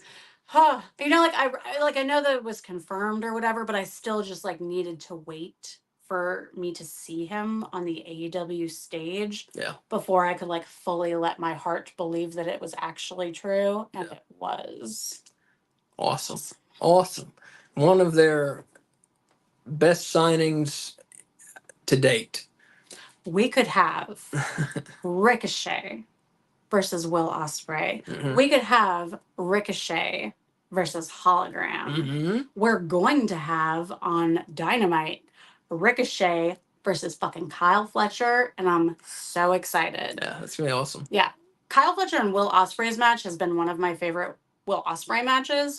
He was the first person he wrestled after Revolution, and it was just a jaw-droppingly amazing match, and I'm so excited that he's going to be Ricochet's first opponent. Yeah, can't wait. Yeah. I love Ricochet. Have for years. Mm-hmm. He was formerly known years ago. There's a promotion called Lucha Underground, which if you watch our show, I bring it up every week, probably almost. If you don't know what Lucha Underground is, after our show, go and Google it. Very cool. Mm-hmm. basically it was a Lucha Libre promotion, and they did things like they would film promos like on film and stuff, or film events that happened and put them on film, like cinematically. Yeah. And insert that into the show along with the wrestling. And they, there was a whole long story that involved like everyone in the company. It was really well done. I've not watched all of it. From what I've seen, though, it is very cool. But yeah, and the wrestling was fucking awesome. But I'm bringing that up because back then he was Prince Puma, who was one of the best wrestlers in Lucha Underground. Masked. Yes, he was masked and known as Prince Puma. Swerve Strickland was in this promotion as Killshot. Who else? Chavo Guerrero Jr. was in it. Johnny TV. One or both of the Lucha Brothers. I believe both of the Lucha Brothers were in it. Yeah, and some names I'm forgetting for sure. One thing I want to say about Ricochet, if you haven't seen him outside of WWE, as we have seen with many wrestlers coming to AEW from WWE, the tether is off. Like, you could tell that he no longer had any kind of restrictions on what he was allowed to do in the ring, and he was loving it. Like, this was Prince Puma showing up, you know? Yeah. I mean, it was Ricochet, but like his moves were just, so exciting. Like, I don't even have words for how exciting it is. So if you didn't see this, I'm sure there's clips on YouTube or whatever. Find it, watch it. It's awesome. Yeah, he was amazing, Ricochet. I mean, not to flip flying all over the place. Yeah, not to say too much, but yeah, he was amazing. Like you said, flipping, flying all over the place, and he looked so happy. Yeah. That's my favorite part about AEW is when like the wrestlers can't hide their like joy of what they're doing on their face. You see it a lot with Claudio, you know, like that's one of the good things. Yeah, and I can't say. Oh, never mind. I'm not gonna. But yeah, no, that's a good thing, and it's definitely noticeable. Yeah. But man, Ricochet, it's just all these dream matches. Ricochet versus Zack Sabre Jr. versus Mark Briscoe. I mean, all this stuff. Just like wow. I can't wait. I've been wanting him to come to AEW for years. I think it's the better place for him. And I think WWE sorely misused him. I mean, the guy has the look and the talent and the amazing moveset. This guy should have been a world champion already. Obviously would need more pushing, but that's what they should have done is push him. This guy could have been a world champion for sure. And I think he will be a future world champion in AEW, no doubt. I can't wait to see. And as Kay said, the tether is off. In WWE, a lot of times they tell you, don't do this, don't do this, we don't want you to show up these other wrestlers, just keep your moveset kind of simple and we'll do it this way. And then sometimes the wrestlers will take it upon themselves to adjust their moveset also.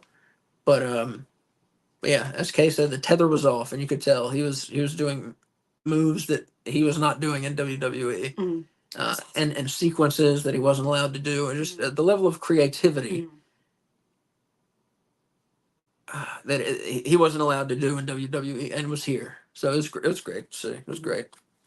Where were we? We just announced that Ricochet showed up.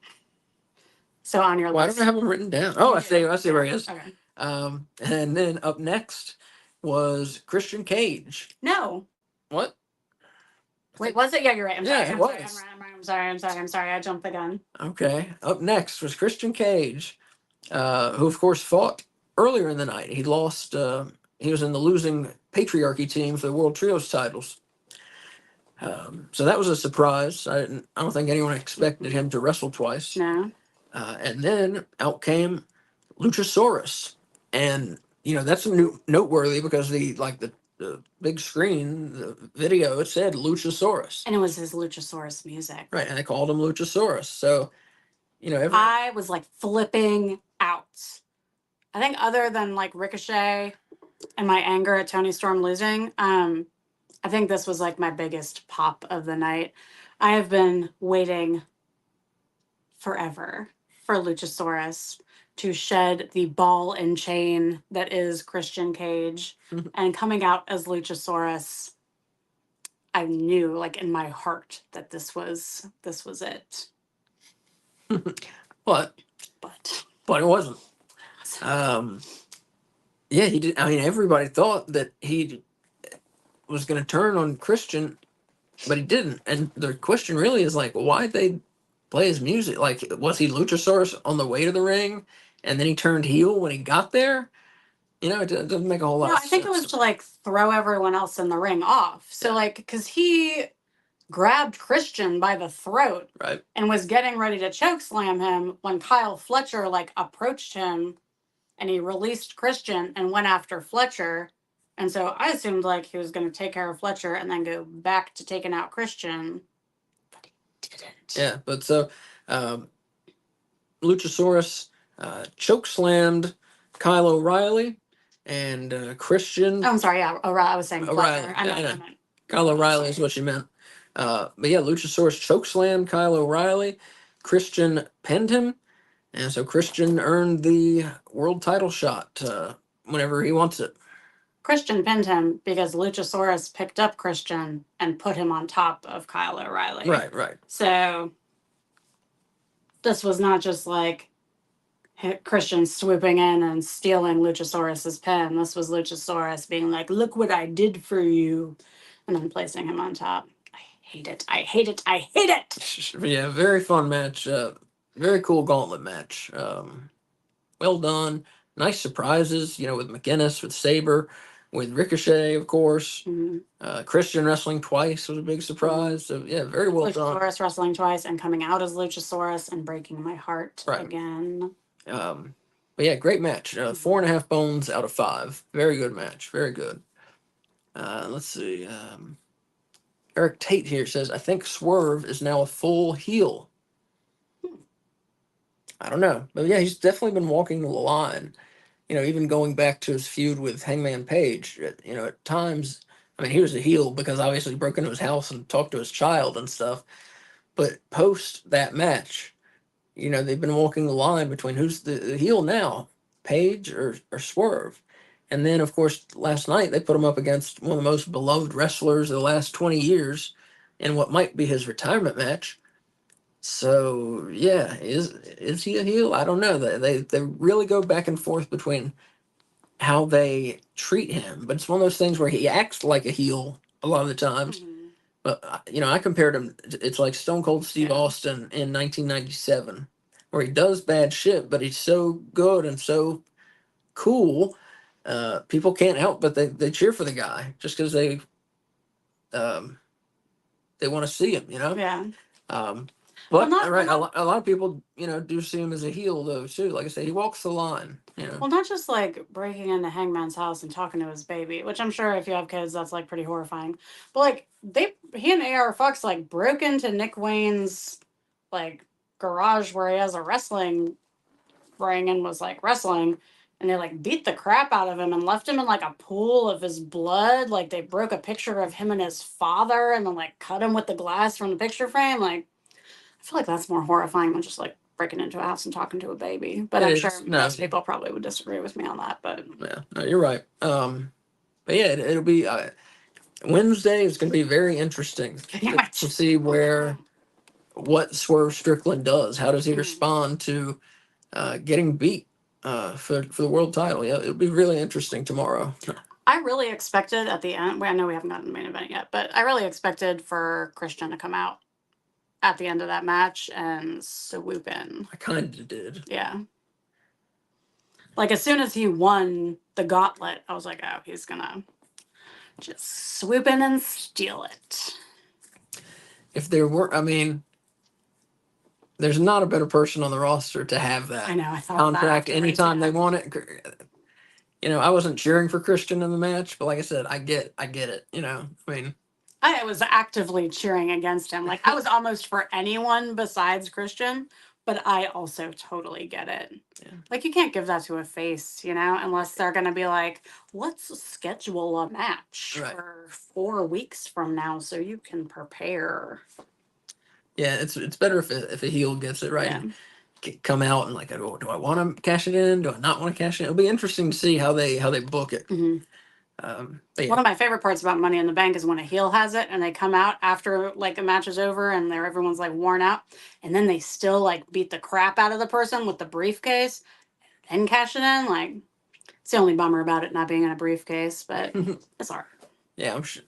Yeah, I wonder how. Like I said, I wonder how they'll book Mhm. Christian being a sneak with his Yeah. world title shot. It'll be cool. But I love this addition to AEW. Like that, this is hopefully going to be a thing now. Maybe. Mm-hmm. Pretty Yeah, cool. yeah. And again, well, I'll say it one more time. You know, people will say, "Oh, it's just like Money in the Bank." Correct. Yeah, it is just like Money in the Mhm. Bank, because Chris Jericho invented Money in the Bank when he was in the WWE, Mhm. and so now he came to AEW and he, you know, Brought his idea with him. said they can use this, Mhm. and they changed what it's called and all that. Mhm. Like I said, you can't steal an idea from your own brain. That's not stealing. So, There are lots of corporations that would disagree with you. that you can't steal from your own brain. Yeah, because a lot of corporations, if you invent something or come up with something while you're employed from them, Uh-huh. they own that idea. You do not, because you were working for them and you were being paid for your idea when you came up with it. So you don't own that intellectual property, they do. I get what you're saying. Yeah. I don't think it applies here, but Oh, it doesn't. I I'm just saying. I'm understand. just saying. Like that's part of why corporations are so evil. Mm-hmm. All right. So, that was a really good gauntlet match. Give it 4.5 bones out of 5. And we didn't do predictions for that one because we didn't know all the entrants, so we Yeah, thought it was pointless. they only announced a handful of Mhm, guys. yeah. So like Kay said, yeah, we didn't make picks on that because who fucking knew? We didn't even know who was in the match. So how do you pick it? Yeah. All right, up next we had the match I was most looking forward to, and a lot of people also felt the same way. The American title match, or as it's I think officially known, the international title match. Um, but I don't know. They were saying American title and all that, so maybe the name change was official. Who knows? No, But they switched it at the end. well, yeah, at the end they did. But I'm saying before that, before it, yeah. So yeah, the champion MJF took on Will Ospreay. Who he won the international belt from Ospreay, and changed it to the American belt. And Mhm. man, you know, MJF came out in with like red, white, and blue and gold, uh, like tights, just like Lex Luger in 1993. And he also came out to the same song Lex Luger came out to in 1993. Like, I think that's intentional. I think it was intentional also. And that was one of my favorite things in wrestling, honestly, was Lex Luger's run in 93 of patriotism to fight Yokozuna. Um, but yeah, so that's what he did. And he had his giant, red, white, and blue flag. What else did? Oh, they had streamers that dropped. Oh, you're talking about for MJF or Yeah, for yeah. Lex Luger? Okay. MJF, yeah. So he came out with like a not Uncle Tom. What's Uncle his Sam. Uncle Sam. There we go. I was like, no, it's not Uncle Tom. Uncle Sam hat. And he had on like a robe that had like giant sleeves with huge eagles embroidered on them. So when he went like this, it was just like a sheet of red with. I wrote down in my because I take wardrobe notes. I wrote down MJF USA vomit robe because it was like our country just like vomited its symbolism all over his outfit. Let's see. But yeah, he went all out. Yeah. He went all out with it. He went all out at All In. But yeah, this match was terrific, as we expected. Started a little slow and built, the way a lot of good matches will. And both of these guys are just experts at what they do. They may be the two best in the world, but there certainly are two of the best in the world, no doubt. And this match was phenomenal. The back and forth, the drama of it all, just breaking out these amazing moves, and held your attention the whole time. At no time during this match did I think about anything else than just watching what went on. It was yeah, fantastic match. It's worth noting, I think you said it was on Twitter, maybe, or X rather. Before the match, like before All In started, MJF reported that the diamond ring was stolen. And I thought he was lying because MJF lies. But in this match, instead of pulling the diamond ring out of his trunks, he pulled out like it looked like a makeshift set of brass knuckles that weren't really brass knuckles. And so I think it was actually stolen, because I don't see why he would have done that had it not been taken, Yeah, I don't know. Because like it didn't look good. Like when he pulled out, it was like it looked like a carabiner that just had like medical tape wrapped around it, Yeah, it was makeshift. Yeah. Yeah, like you say, I hadn't given much thought to it, but right, he did report on X yesterday. He reported someone stole, or he said like the dynamite diamond ring has been stolen. Mm-hmm. Not yesterday. It was before. Oh, Sunday. Yeah, Excuse me, Sunday. I can't get my days straight, but Sunday he said that. So yeah, and I was like, oh well, it's a work. It's gonna show up, and he's gonna win the match with it later in the night, or whatever.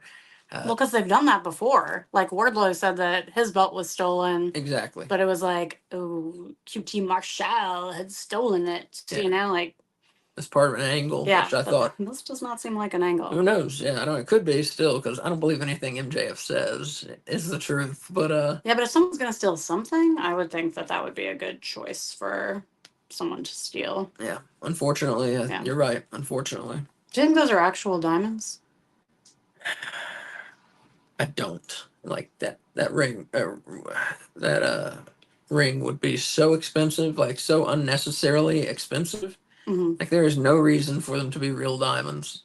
It's the just belts have real. Like are the belts real? Whatever they're supposed to be. That's a great question. I'm not sure. It's a great question. We'll find out. We'll definitely find out. I don't know. I used to think they did, but I'm really not sure. Mm-hmm. I'm not sure. I don't know why that doesn't come up much, but yeah, that's a great question. Well, we'll find out. Didn't you tell me Jericho had, or someone had the AEW World Heavyweight title stolen in real life also? Yes, yeah. Like out of their car or somewhere? Yeah. Yeah. I think it was Jericho had the world title stolen from his car, yeah. While he was like stopped someplace or something. Yeah. Friends, don't leave valuables in your car where they are visible from the outside. Mm-hmm. So yeah, this match, fantastic. Back to the American title match. Will Ospreay, he went back and forth. Should I use the Tiger Driver 91? Should I not? Am I gonna unnecessarily hurt MJF?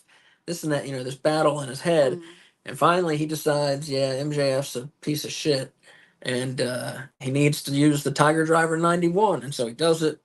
Fans go wild. He pins MJF, and Will Ospreay is now a two-time international champion, and I picked Ospreay to win. So at that point, I was 4 for 5. We all picked Ospreay to win. So I was 4 for 5 after this match in picks. Kay was 2 for 5 in her picks, and Wolf was 3 for 5 in his picks. But yeah, at the end of this match, they brought out a new international title belt. It's big, and yeah, it looked to me. I think I'm right. You are 100% right. It looked larger than the past one did. The original design has a bunch of flags in the middle, that kind of thing. Yeah, it's the same design, I think. It looks like the exact same design. But it's huge. It's bigger. Yeah. It definitely seems bigger, and I think they just want to. I mean, that's definitely their number 2 belt now, no doubt. And I think they just want to denote that, and then also they're putting it on. Who I think and a lot of people think is the best wrestler in the world. They're like, let's make it bigger. Let's let's let his status make this title. You know what I mean? Mm-hmm. He's not like making the title more and more legitimate, more and more important. Mm-hmm. So they think, oh, let's make it bigger and show that off. Mm-hmm. That's what I think. I think it's bigger than the World Heavyweight now. That I don't know about. It definitely looks like bigger in height, I guess. It looks bigger. It looks better. Because when you first said it was before he put it on, and I was like, I don't know if it's bigger. And then when he put it on, I was like, oh my god, that's so much. It looks like 4 inches bigger. Like it's huge. Okay. All right. But yeah, let us know. Did you notice this? Yeah. What do you think it was larger? Did you not? Let me know. It's definitely. I think it was definitely larger. Yeah, there's like no question that it's a larger belt. Yeah. Oh wait, so I wanted to ask you. Yes. You going into this match, very, very against the idea of Osprey using the Tiger Driver 91 because you thought whenever he eventually has a heel turn, that's when they should have him use it. Exactly. After seeing it and how he used it in the match and like how the crowd reacted to it, do you now think it was the right choice, or are you still saying that was not a good call? I'm still saying that was not a good call. Mm. I mean, it worked definitely, but if you saved it, it could have worked better. So, like I said, when he officially turns heel, let's say whatever he has a friend. He and Kyle Fletcher are friends. Whatever they start tagging up, this and that, blah blah blah, etc. And and then they start teaming up. They win some matches together, and then somebody messes it up, and there's a little friction between the two. Um, and then eventually at some point, um, it could come either at some point they fight. They say, "Oh, may the best man win," Fletcher and Osprey, and that's the time to break it out. Because at this point, Fletcher would be a face, Osprey would be a face as well. But like I said, there's a little tension between them. So which way is it going? And then in that match, Osprey could debate it and then decide and use the Tiger Bomb on his best friend and Tiger Driver. Excuse me, I always call it the fucking Tiger. I know. Tiger Driver on his best friend and turn heel. Yeah. Well, that's a good story. Can I tell you why I think you're wrong? You'd have to do some work. I mean, it wouldn't work right now. He's too beloved, but you'd have to do some work over months. But that's where I think it would work best is turning him heel. Because that's what it would do if you build this up. Oh, this move is dangerous. He shouldn't do this move, etc., etc. And then he finally does it. It would complete a heel turn really well. I agree with you, but here's why I think that's a bad idea. One, I don't think they're turning Will Ospreay heel for like years. Yeah, I think you're right. He's such a baby face that and he's such a moneymaker, and merchandise seller that it would be a stupid move monetarily for AEW to do that. But also, I don't want to have to wait and hear for years. Oh, should I use the Tiger Driver in this match? Am I gonna do I don't want to it was okay with the MJF feud and with the little time since he stopped using it after Danielson. But that would get really old really fast. Oh my God, either use it or shut up about it. You're definitely right. And so I feel like this was a good time, especially with how easily MJF made it to despise him. If you're gonna do it on the slimiest motherfucker in the world, and that's what he did. I got you. I think it was a good choice. Like I said, it worked definitely. Yeah. I mean, I'm not questioning that. I just think it might have worked better in a different way. That's all. Yeah. No, I liked your story. I just think timeline wise, that wasn't a realistic option. No, I hear you, and it probably is not a realistic option. Yeah. And I wouldn't turn him heel. It just seems, I'm basing that just everyone turns eventually. It seems, everyone except Sting or something. The Undertaker, I think once he turned face, he stayed face in '91, whenever that was. Was Kurt Angle a heel? He went back and forth. Oh, okay. Back and forth. He just when you see a guy drinking milk, you gotta assume that he's just Mr. Sunshine, Yeah, but yeah, no, yeah, I would not turn Ospreay heel. Mm-hmm. But your one argument that they would lose merchandise money. Just think, one of the best selling, and it's not even a thing anymore. But one of the best selling T-shirts in the history of wrestling is the NWO shirt, and they were bad guys. Yeah, but were they? I think you could make an argument that they were so beloved that they were really the secret faces, and they'd made being bad being good. I hear you. I mean, you're right. Yeah, but I'm just saying. All right. We're both just saying. Up next, we have 3 matches left. Up next, the AEW TBS title match. We had the champion, Mercedes Moné, with her bodyguard, Camille, And Monet is still undefeated in AEW. And 3 cute little corgis. Oh yeah, she came in. I'll talk about it in a second. Yeah, it was Mercedes Monet defending against Dr. Britt Baker, DMD. And yeah, Mercedes. Why don't you tell us how she came in? She came out in a carriage. I don't think there were horses. I think people were pulling it, if I'm remembering correctly. So. But they were dressed like the Buckingham Palace guards, but like the Wish version, I guess I would say. Like they didn't have the big fuzzy hats that were like erect. They had like floppy black tall hats. Yeah. But anyway, so they pulled out this like golden carriage, and she was sitting in there just like the queen with her 3 little corgis. But Mercedes actually has corgis. I don't know if she has 3, but I know she at least has 1, and they're adorable, and I love corgis. But then she exited, and she was wearing this like giant long like cape with a train, and I'll talk more about that later, but it was a good entrance. I liked it. It was a great entrance. Yeah. I don't know. It was the and I don't know the dogs. I mean, it was cute, but like she's the heel. Should she have the cute doggies with her? I don't know. Well, she was also. I guess I don't know how England feels about their queen or their dead queen now. I guess, but I mean, like if you're representing a monarchy, are you a beloved person? Sometimes some people yes, some people no. Yeah. So I mean, I don't know. All right. In the match though, I think people expected a little bit more out of this match, and it wasn't bad or anything like that. But I think Baker, it's her second match back. I think after being gone for I don't even know how long, a while. It was almost a year, I believe. I'm not sure how long. That seems about right, but it was fall of last year when she went out. Okay, but yeah, she definitely had some ring rust.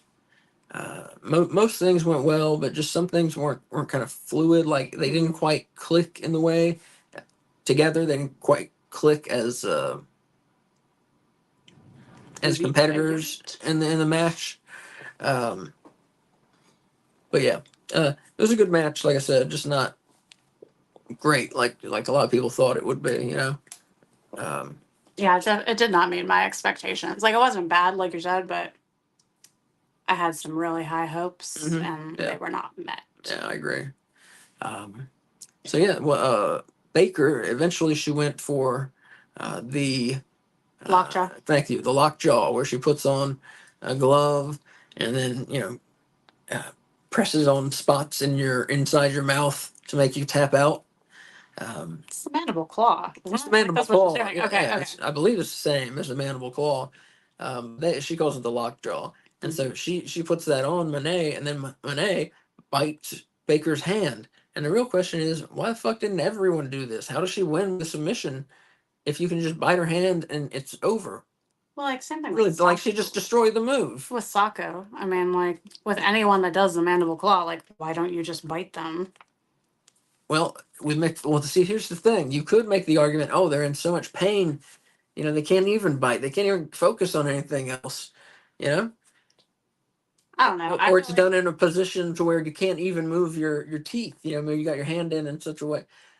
You could explain that. You can. But that's why I don't you can. But once you make it to where you can bite them and it's off, then you've ruined the move. So you think like this move is ruined forever? If they want it to be believable, yeah. See, I think she should grab the hair and do the claw, and pull it back, because then they can still bite, but it's harder to bite when your head's being wrenched backwards. It's a good call. Yeah, good match. So after she bit Baker's hand, she hit the Monet Maker and pinned her, and Monet kept her belt. And like I said, this match was decent. 3.5 bones out of 5, so it's pretty good. Are we talking about like where we think stuff is going at all? Like, are they going to run this back, or is Monet moving on to other things at this point? I feel like Monet is going to move on and to someone else, and Britt Baker will start a feud with someone else. Yeah. Mm-hmm. So who will that be that is going to feud with Monet now?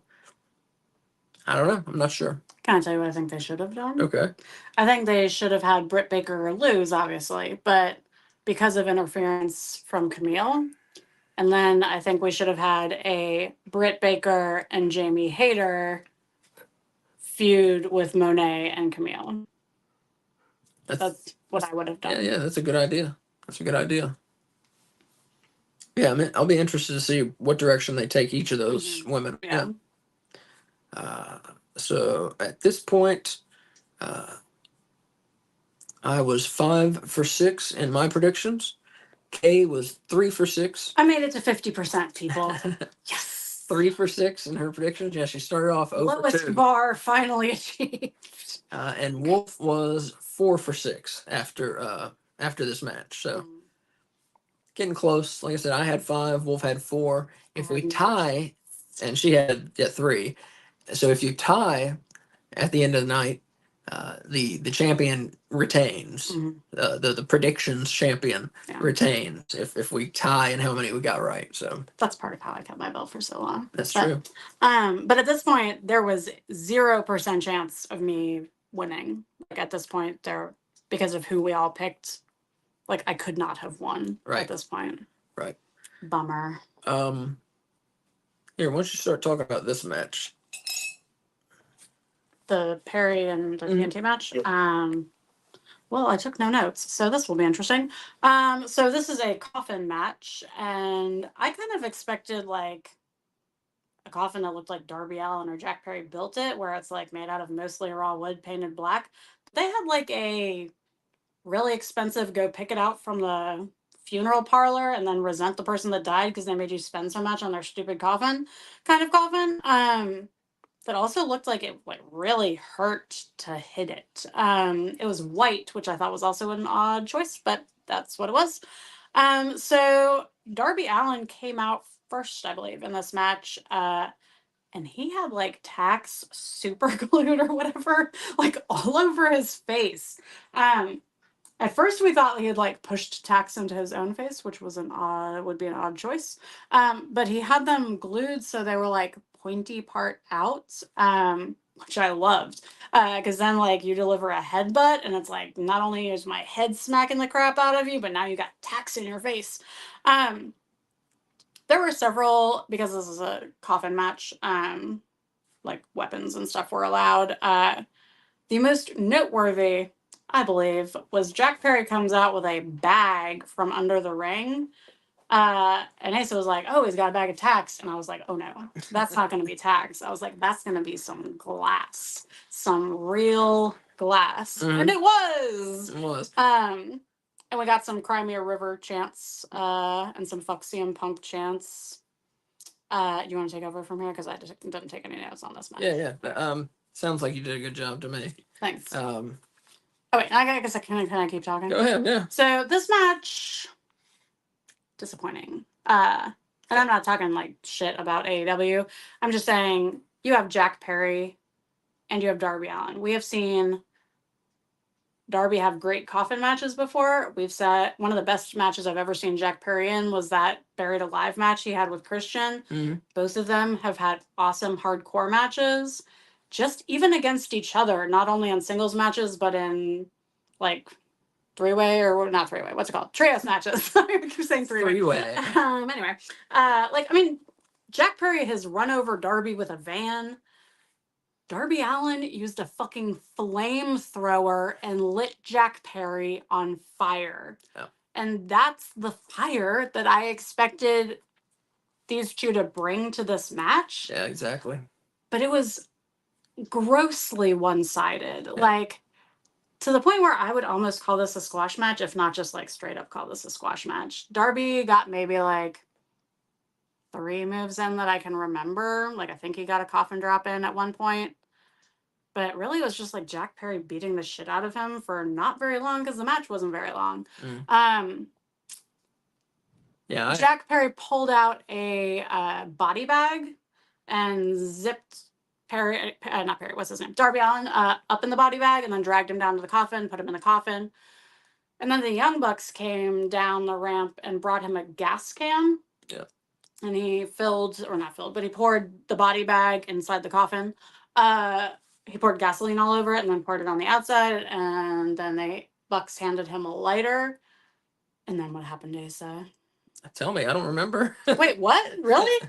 Say they handed him a lighter? Yeah, they handed Jack Perry a lighter, Oh, and no, I he was was probably like, talking to people. he had it like in his hand and was about to light this coffin on fire, covered in Oh, gasoline, with fucking Darby Allin inside, covered in I gasoline. remember. What happened, Asa? It's Sting! Sting's music hits. Sting comes out with the baseball bat, and he saves Darby's life. Yeah, that was awesome. Yeah. That was the best part of the match by far. That was. And at that point, the match was over because he was already in the coffin with the lid closed, Right. which was how you win the match. Right.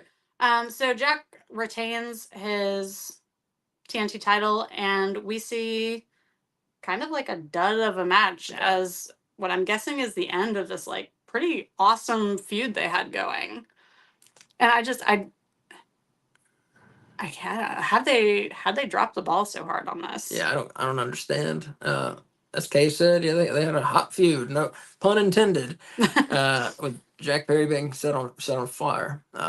They had a hot feud going, and I think almost everyone expected this to be a a fight. A tough match. I kind of thought this was going to be up there, not match of the night, but like I feel like some people would have been able to make an argument for it, like especially if you're like into hardcore matches.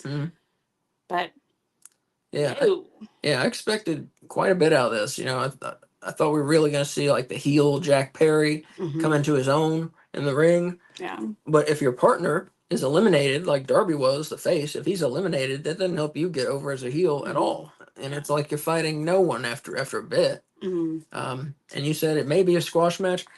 I think it was a squash match. Yeah. I didn't give it a rating. If I had to give it a rating, I'd give it a 0.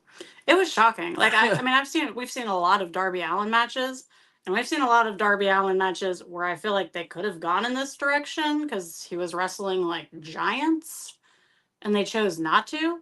So when they're having him wrestle like another scrawny dude to go in that direction, seems just like a really strange choice. Yeah, very strange. Like Brian Cage he can defeat, Samoa Joe he can defeat, like Miro he can defeat, but he can't take care of like 120-pound Jack Perry or whatever. Like more than 120 pounds. Exaggerating. It just seemed odd. Yeah, no, it was. And yeah, it should, like, a gimmick match usually is the end of a feud. It should be either the end of the feud or something that, pun intended, reignites the feud. And takes it in a different direction and keeps it hot. One of those two things. This match did neither of those things. It didn't keep it hot, and it didn't serve as an ending, as a satisfactory ending. Because the satisfactory ending, we want to see these two fight. We want to see them wrestle each other. Didn't even happen. And the end happened so fast. Like I was like, wait, did he just closed the lid and Darby's in there? Like, yeah, what? It was shocking and not in a good way. Yeah. So we all picked Jack Perry to keep his TNT title. So after this match, going into the main event, I was 6 for 7, Wolf was 5 for 7, and Kay, eliminated from contention, was 4 for 7. All right, and now the main event. And after this, we're going to do the fashion and the top 5 after the main event here. AEW World Title Match. Belt versus career. Swerve Strickland wins. Bryan Danielson will never wrestle again, is the way he put it. And of course, if Bryan Danielson won, he would get the AEW World Title. And this match, I think a lot of people you're talking about match of the night or whatever, candidates. I think a lot of people thought this would be one going in, and I think they're right. I thought it was. You put this as match of the night, or you just I'm sorry. I didn't tell the bones on Ospreay versus MJF. I don't think. Oh, go ahead. Ospreay and MJF, 5 bones out of 5. What'd you give Baker and Monet? Awesome match. Baker and who? Monet. Baker and Monet, 3.5 bones. Oh, okay. Yeah. But yeah. And then you didn't do Perry and Allen. No, it's a squash match. Yeah. Okay. But yeah, 5 bones. I'm not sure if I mentioned it. 5 bones for MJF and Will Ospreay. Awesome. Match of the year candidate, as it was their first match a couple weeks ago. But yeah, this match, Danielson and Swerve, same thing. Did you have a preference between the MJF and Ospreay matches? Like, did you like one more than the other? No, I mean they were different. I liked the first one better. I felt like there was, I mean, well, obviously there was more back and forth because it ended like right at the time limit almost, you know? I also just like one of my new favorite moments in AEW is MJF pulling that oxygen mask off and like rolling out of the ring going like easy dub. When easy he won it. It's Yeah. just so great, No, you know? that first one was better for sure. Yeah. But I gave that one 5 bones. Yeah, no, And this one is yeah, 5 bones saying, also. Yeah. I'm not saying anything bad about know, this I know match. you're not. Like I loved this match. I'm Yeah. just saying like I had a little bit more of a preference for the first one. Yeah, MJF is so, like what Kay was just saying about the the oxygen tank and being like easy dub, and everything oxygen, and I was ready for him, and just he is so good at building his character in everything he does. When he's got a camera on him, if he's got a prop, if he's on the mic, if somebody's talking to him on the mic in the ring, just all of it serves to complete this character that he's built, and it's awesome. I mean, he's man, he's one of my favorite heels I've ever seen. Can I say one thing about this? Yeah. I have mentioned this like way long in the past, like when we first started doing the podcast. They need to bring like acting coaches into wrestling companies. I don't understand why that's not just a standard practice. Because when you look at MJF, his ability to one, like improvise, and two, stay in character, and three, just like bring his character to life in a way that is like Ric Flair like, where it's almost like, is he actually taking on this personality and this is just how he is now? Like it's so believable, it's so pervasive. And he's able to convey so much without even talking, with just the use of his face. And he has a theater background. Like I just don't, I feel like so many other wrestlers could be closer to this level if they were just given the opportunity to have training from professionals. It's shocking to me that that's not a standard practice. Because why would you not want your wrestlers who 50% of the time they're out there aren't wrestling, they're talking, they're trying to convey stuff to the audience and connect with them, and not have them train with people whose job it is to make people good at that? It just seems really odd. Yeah, I agree. I totally agree. I know sometimes, like Dusty Rhodes kind of played that role in WWE, where he would help people with their promos and that kind of thing. But just because you're good at doing something doesn't mean that you can teach that. Exactly. They need people who have been trained to teach how to do this. Yeah, you're probably right. Yes, I mean Dusty Rhodes. I don't know. He's probably a good teacher, but you never know who's going to be a good teacher. Right? Like you said, just because you're good at it doesn't mean you can teach it. Yeah, that's a good thing to keep in mind. Yeah, that's nothing against Dusty. I'm just saying, like, but as a teacher in general. Like, no, I got you. I mean, it makes sense to me. But yeah, so great match between Danielson and Strickland. The crowd was hot. I mean, it was just great main event for this crowd. They got a great show.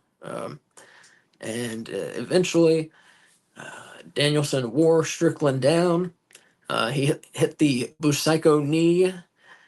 He hit the Busaiku knee again. And then he put Swerve in the LaBelle lock, and Swerve tapped out to the LaBelle lock. And Danielson saves his career, and this is his first belt in AEW. Can you believe that? And it's his first world title since like 2017? Yeah, whenever Kofi Mania was. Yeah. When he lost to Kofi, yeah. But yeah, what a match. Yeah, and congratulations to him for, like I said, being the, I think everybody kind of in the back, and I bet Tony Khan, they wanted, like I said, they wanted him to be the world champion. They want it to be, 10 years from now, you look down, who are the champion? Bryan Danielson right there, world champion. Like I think they wanted that for sure. So I think one thing that we can take away from this, like this and Sting's match, like Tony Khan must be like hella persuasive Mm-hmm. because he got what he wanted Right. from both of those guys. Like Sting didn't really want the belt. I don't think he probably wanted to win his retirement match, but Right. Tony Khan convinced him that like you're important enough that these are two things that need to happen, or like I'm not going to be satisfied. And I feel like it was the same thing with Danielson, because when Danielson came to AEW, like all he talked about in like every interview was how he didn't want a belt with the company. You know, he was there to like help put other people over and stuff. And so I think Tony Khan probably had to like wear him down slowly over the last 5 years or however long he's been with the company. And it's awesome. Yeah. Yeah. Do you think they're going to redesign the belt for him as WWE did with the world's coolest belt? I don't think so. No. Yeah. I think they like the way the AEW title Yeah, looks. I do too. I'm okay with that. I like it for the most part. I think their best looking belt is probably the new international belt that Osprey had.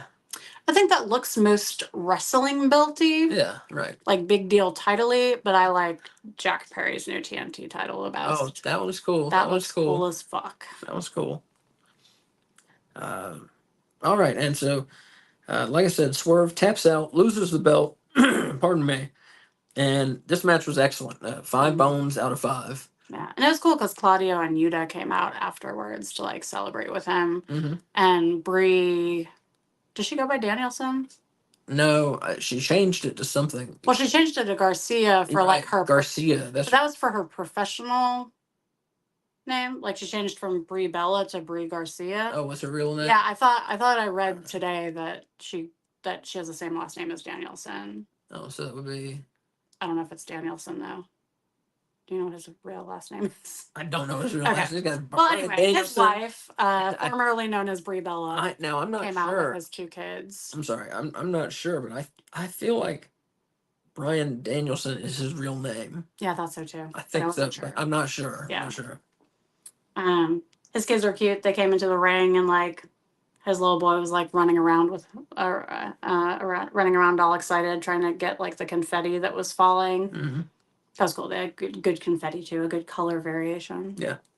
Yeah, no, it was a nice. I expected it to be a heart-wrenching celebration and show of gratitude to Danielson, who was going to be retired. I also thought that. Yeah. So yeah, let's see. So did you give it a rating? I did. Yeah, 5 bones out of 5. So we've had 2 5-bone matches on this show. Yeah, 2 5-bone matches, which is pretty good. Really rare. Yeah. Very rare. But yeah, the Osprey and MJF match, and then the Danielson and Strickland match. Yeah, both 5 bones. Yeah, for sure. 5 out of 5. And then we had a couple 4.5 as well. It was good. There was no match that I would say was bad. Nothing I didn't enjoy. You know, it'd be cool. Do you still have like all your old notebooks too? No. Oh, bummer. I guess we could listen to the podcast from. I was thinking it would be interesting to like average them and find out like the rankings based on bone ratings as to like that would be awesome. Reviews. Yeah, that'd be awesome. Well, we could start. I like data. I'll do it. No, we can start. That'd be cool. Speaking of data, our website www.nobonesabout.com, which you can go there and see everything we've ever put out on YouTube, and there are links to the audio files and all that. Very soon on nobonesabout.com, we're going to have pages with the AEW title histories. We're going to have a page with the history of results of AEW pay-per-views. Mm-hmm. It's almost done. I have like 3 pay-per-views from this year left. Yeah, Kay has been working on that for us, so I think it will be on there sometime this week. Yeah. The title histories are done. I just need to add the title changes from this weekend. Right. But yeah, so we'll have some info if you're wondering, what happened on a show, how many times has someone been a champion. Yeah. We'll have it. I know it's out on other sites, but come to us. We have it. Trust me, it's not easily found on other sites. You have to go to like 20 different pages. Yeah. Because it's been taking me like forever to compile all of the information. Because I've gone to like, you have to go to a different page for every pay-per-view and stuff. And it'll just be all in one place. Exactly. It's not easily found, just a list of who beat who. Unless you use Wikipedia, but like, I don't trust them. Yeah, I don't trust them. Also, if you're like into horror at all, it used to be Ace's horror site, and all that stuff is still there. So if you're into like Halloween or horror movies, there's also a section that's just called, I think, horror. So check that out. There's some cool stuff. So to finish off, um, let's see.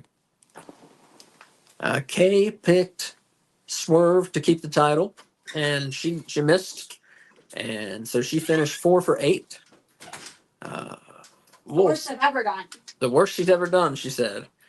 Wolf predicted Danielson to win the belt, and so he was 6 for 8. And I predicted Swerve to retain it, so I missed it. And now I was 6 for 8. So Wolf and I, we tied. We both went 6 for 8 in our picks. And as I said, the tie goes to the champion. And so Wolf is now, excuse me, not now. He is still the No Bones About Wrestling predictions champion. And this will be up for grabs a little less than 2 weeks from now at for the All Out, AEW All Out, which is 12 days 12 days from now. They're having another pay-per-view. All right, but yeah, great show. Fantastic show. In a minute, we'll okay returns. We'll get both of our rating for the whole show. So personally, great show. Another one of the best pay-per-views I've ever seen, which I feel I've said a lot in AEW because man, they just keep going and topping themselves and doing things better, doing things differently for the most part. I liked Revolution better. I liked Revolution better too. Yeah, but except for the women's match. Yeah, but this one was very good. It was very good. Yeah. So overall for a show, 5 bones out of 5 for the show overall. I can't tell people not. I mean, people need to watch this if you like wrestling. I would not give it 5 bones. All right, what do you give it? We have 4.5 bones. All right. There were just some match results I didn't agree with. I don't like how they handled the Darby Jack Perry match. Yeah, true. Yeah, just some little things. All right, and now. Also, I'm backing up for a second. Okay. I love PAC and I love the BCC, but I have a hard time. It's like when you get 2 singles wrestlers, chuck them together to make a makeshift tag team, and they beat tag teams that have been wrestling together for years. Like, I feel like that's what happened with the trio spouts. Like, House of Black, who are like a freaking well-oiled machine. Yeah, they're great trios. Them and even the Bang Bang Gang. Like, I know Juice hasn't been with the Guns, like just the 3 of them for all that long, but long enough where I don't know about this with the PAC and BCC beating them. I hear what you're saying. It's a minor complaint. Anyway, sorry. What were you saying? Oh, I was just saying. So that's how I see it. 5 bones out of 5 for the event from me, and 4.5 bones out of 5 for Kay Fabulous. Match of the night. Oh shit! I didn't even say that. Match of the night was. I didn't give one for Collision. Well, I was going to ask, did you do Collision and Dynamite and then a match of the week? I did. Not including All In? No, it will include All In. Okay. Match of the night at Collision. Oh, did that really happen? I can pick for you if you don't know. The Conglomeration versus Undisputed Kingdom? Yeah. That happened? Yeah. On that show? Okay. Yeah. Okay. That match was the best. Definitely. That was a very good match. Best match on Collision. The Conglomeration versus the Undisputed Kingdom. Match of the night for Collision. Match of the night or match of the day for All In. MJF and Ospreay. Definitely. You could make a case for Swerve versus Danielson. Definitely. I mean, they were both excellent. What about Dynamite? I already gave it. I already said it. Oh, I'm sorry. Okay. But I did enjoy the MJF and Ospreay match better. So, all right, we're gonna do the fashion and the top 5, and then say goodnight to you. Mm-hmm. So this is Kay Fabulous's fashion wrestling fashion do's and don'ts, and she's doing it, I think, a little bit differently this week. Yeah. So this week it's not do's and don'ts because there was just so much to talk about that I wanted to streamline the process. So also my phone might die, so I will still be you'll be able to hear me, but I might not be on camera. Okay. So I'm calling it the All In Week fashion yays and nays. I like it. So what do you want first? Yays or nays? Let's end positively. Start with the nays. Okay. Nay number one. We had two Wolverines in the same match, and they weren't fighting on the same team. Like, do you guys not talk to each other? Like, how does that happen? Jamie Hayter. Oh wait, you mentioned who? Brian Cage. Oh, I'm sorry, Brian Cage and Sammy Guevara. In that 0 hour match. Yeah, the 10-man tag, I think it was. Yeah. Which, like, I kind of feel like Brian Cage should have had dibs because he kind of dresses like Wolverine pretty frequently. But we will get to in a little bit why I think he should have given Sammy the go ahead with the Wolverine for this occasion. We have Jamie Hayter showing up, looking a little bit like a Becky Lynch clone. She now has red hair. Pretty much like the same length and style as one variation of Becky Lynch. I saw several people say that that's who they thought it was when she came out, especially because Becky, I guess, is not on WWE television right now. Yeah, I'm not sure. I don't follow WWE news, but I see things here and there, and from what I've seen, now I could be totally wrong. My remembrances from what I've read online, which who knows how much value there is to that. Right, it seems like she's not working with the company, either that or she is. They don't have plans for her, and they're just keeping her at home. That's the impression I've gotten. I read it as she's still with the company. She just wanted to take a break, like a vacation, and so she's been not working for a little bit. Like I said, who knows? Yeah, who knows? Mariah May is an A. She was dressed like an 80s Icelandic Barbie. She had like shoulder pads, but not a jacket that the shoulder pads were inside of. They were just like furry, floppy shoulder pads that she wore during the match itself. It wasn't like something she took off to wrestle. We have the Young Bucks, who had the best British nod as far as outfits go. They dressed as the Beatles on their Sgt. Pepper Lonely Hearts Club Band album. And they also had like their, what is that called? It's not a Titantron. What's the thing that their entrance video package? Video screen. Yeah, was also like themed for Sgt. Pepper's. And while that's super awesome because that's like one of the greatest bands of all time and like arguably one of their best albums of all time, these dudes are like the worst heels in the company. Like you're supposed to hate them. You can't come out to something awesome and iconic that represents like the heart and soul of the country you're in. All right. And then go be the big baddies in the match. Plus they also looked like questionably made. Trying to be nice. Karen Jarrett came to ringside during Jeff Jarrett's stint in the gauntlet match, and she was dressed like a glamorous Big Bird. Like bright yellow dress, long flowing skirt, a bunch of feathers covering her tits. It was weird. It was weird. On to the yays. I will try and go somewhat quickly, and we're running a little long here. I have one for Rampage, which is why I'm calling it the All-In Week fashion yays and nays. Taya Valkyrie on Rampage, dressed like a Las Vegas showgirl from the year 2650. We got a futuristic like titty dancer, basically. Awesome. Loved it. Dustin and Sammy in their match on 0 Hour were dressed as Deadpool and Wolverine, which is why I think Brian Cage should have just given it to Sammy for the night because they had like a team thing going. It looked pretty cool. Something that I classify as so bad it's good. Stokely Hathaway came out in some kind of like gold lame unisuit that had like feather shaped pieces of fabric on it. It was weird as fuck, but I loved it. It was.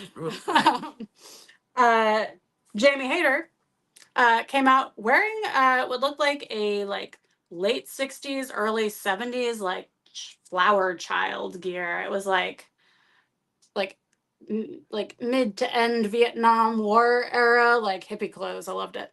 House of Black. Awesome, awesome new masks, including one with a detachable, movable mandible. Very cool. I believe that was Malachi's mask. Mother Wayne looked fierce, black, silver, shiny, sparkly, awesome, crazy looking platform shoes that she somehow climbed up a ladder in and didn't die. Toni Storm in her entrance had a long robe that was like flowing, and it had really detailed like pearl inlays on it that like you had to like look really closely to see. I just love when they give that kind of detail to stuff that's going to be on TV, so you might not necessarily ever get to actually see it. Ricochet making his debut in AEW colors. Props to him for the AEW nod. Will Ospreay, we didn't talk about this, but he had a really weird Assassin's Creed themed entrance. So if you know Will Ospreay, you know he's like super into that game. He has a tattoo of the symbol of the game on his arm. Plus, if you've seen him wrestle, like he's like the freaking dude from Assassin's Creed. And this time he came out dressed like him because they have a new game coming out, and so he had basically the outfit that the guy in the game is wearing, and it looked awesome. It was very well made. I loved it. I have already mentioned this, but Darby Allin's tack face is a giant yay. Anytime that you can incorporate a weapon into your own body, go for it. And the last one, Mercedes Moné. She had like one of those. You know what it reminded me of? It reminded me of the in Robin Hood, like the Disney movie. You know, I think it's what's the king? That's like the bad guy. That's the lion. King Richard? Is that King Richard? I couldn't remember if he was like the nice one or the bad one. Oh, yeah. Yeah. So, but it was him. Not him. It was that kind of cape where it's like in fairy tales, you know, where it's like really long and has a giant train and it's purple, so it looks all royally, and it has like a white fur trim on it and has those little like black fur like little spots. It was awesome. Very on theme. Plus, she used corgis as a fashion accessory, and I approve. And those are your all-in week fashion yays and nays. Thank you. We appreciate it as always, Kay. All right, and now to conclude the show, thank you for sticking with us. If you're viewing live, if you're listening to this later, if you're watching this later, thank you all for watching. And we're going to get out of here with the top 5 lists. Oh, wait, I did it wrong. You sure did. We're going to get out of here with the top 5.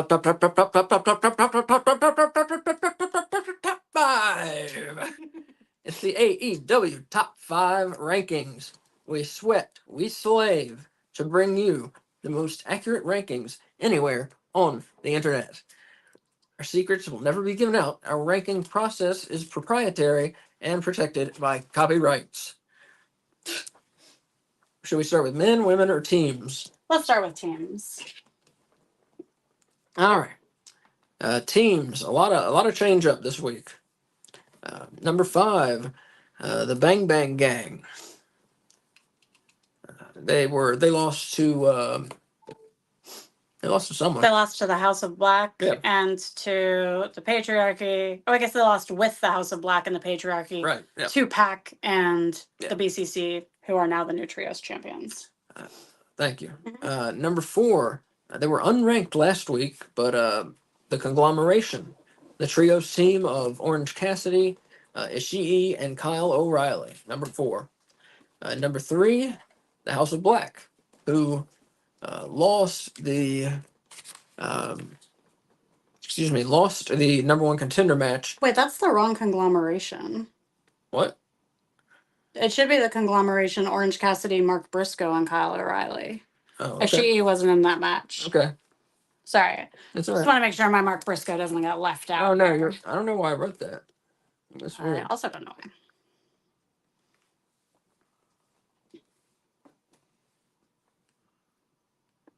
Yeah. Ring of Honor World Champion Mark Briscoe with Orange Cassidy and Kyle O'Reilly. That is the team that's number 4. Sorry about that. Number 3, the House of Black. They lost the number 1 contender match, but they look great doing it. If that counts for anything.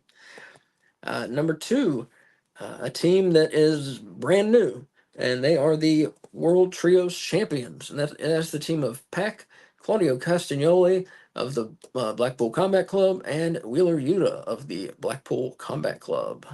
And number 1, same spot as last week, the Young Bucks, who came to All In and successfully defended their world titles in a triple threat match. So it took us months to get the first title defense. So the question for the Young Bucks is, how much, how long do we have to wait for a title defense after this? So we'll find out. I don't know. All right, men or women next? Women. Women. All right. So number 5, Chris Statlander, who is facing Willow Nightingale on All Out. Excuse me, at All Out for the CMLL Women's Championship. Number 4, back in the top 5, Willow Nightingale, the CMLL champion. She beat someone this week on television. I think she beat Harley Cameron, didn't she? I think she did. Harley Cameron. Number 3, same ranking as last week, Mercedes Moné, the undefeated TBS champion. She beat Britt Baker at the pay-per-view. So be interesting, her next step. Number 2, ending the longest reign we've ever had at number 1, Toni Storm is now number 2, the former Women's World Champion. She was number 1 for months, literally since she won the belt. And the new number 1, she was number 2 last week. It's Mariah May, the Women's World Champion and the Owen Hart Cup winner from this year. So again, the women, number 1, Mariah May. Number 2, Toni Storm. Number 3, Mercedes Moné. Number 4, Willow Nightingale. And number 5, Chris Statlander. And that leaves us with the men, last but not least. Number 5 in the rankings, MJF, the former American champion. He lost to Ospreay at All In, but they put on a hell of a match. So he gets to sneak into the top 5 there. Number 4, he was unranked last week. Back in the top 5, Christian Cage. He surprised to everyone. He won the Casino Gauntlet match thanks to help from Luchasaurus. But so Christian now has a world title shot whenever he wants it. So that puts him, as a contender for sure. Number 3, he fell 2 spots from number 1 last week, and that is Swerve Strickland, who lost his world title to Bryan Danielson in the All In main event. Number 2, back in the top 5, the man who I think is the best wrestler in the world, and the new 2-time international champion, and that is Will Ospreay. And number 1 for the men, he was number 2 last week, Bryan Danielson, the world champion, who saved his career by making Swerve Strickland tap out. So again, for the men, number 1, Bryan Danielson. Number 2, Will Ospreay. Number 3, Swerve Strickland. Number 4, Christian Cage. Number 5, MJF. Folks, I want to thank you very much for joining us tonight. I hope you enjoyed it. I hope you enjoyed it as much as I did doing the show.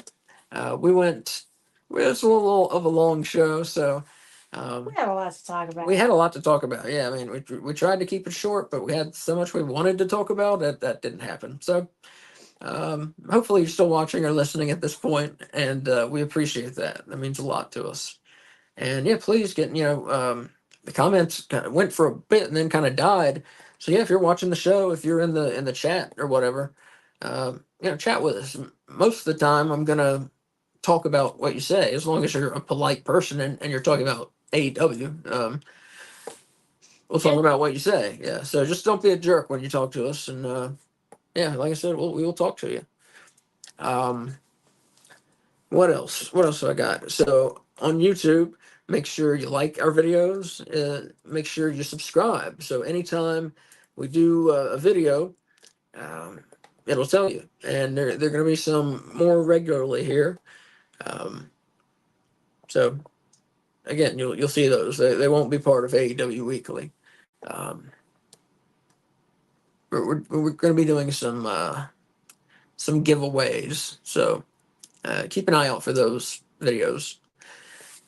They'll be posted on X and YouTube as well. But yeah, thanks for watching. Like I said, subscribe, click like or whatever they ask you in the video. Give us 5 stars or 5 bones, whatever they ask you for. And yeah, thanks for watching. Please share the show around. We love it. If wrestling fans listen to it, I bet they'll love it. So. If you want to listen to it instead of watch it, or if maybe you were just so enraptured by everything that we said, you want to run it back down. After tonight, you can find the audio only episode on anywhere you can find podcasts. Also, please join us on Wednesday for an AEW Dynamite watch along. We usually go on about 5 minutes before the show. And you can find us in the same place on Saturday for a Collision watch along. Mm-hmm. Thank you, Kay. Yeah. As she said, yeah, watch along. Myself, Kay, and our friend Wolf are going to be doing the watch along starting at 7:55 on Wednesday, and we will be back to do a Collision watch along at 7:55 on Saturday. Yeah. So that's all I've got for right now. We're getting close. We're heading into spooky season. It's almost September. That's Halloween for me. It starts September 1st. So we're gonna be doing some wrestling related spooky things. So just keep your eye out as September comes. And yeah, thanks for watching and listening. And as Mick Foley would say, have a nice day. Bye. Bye.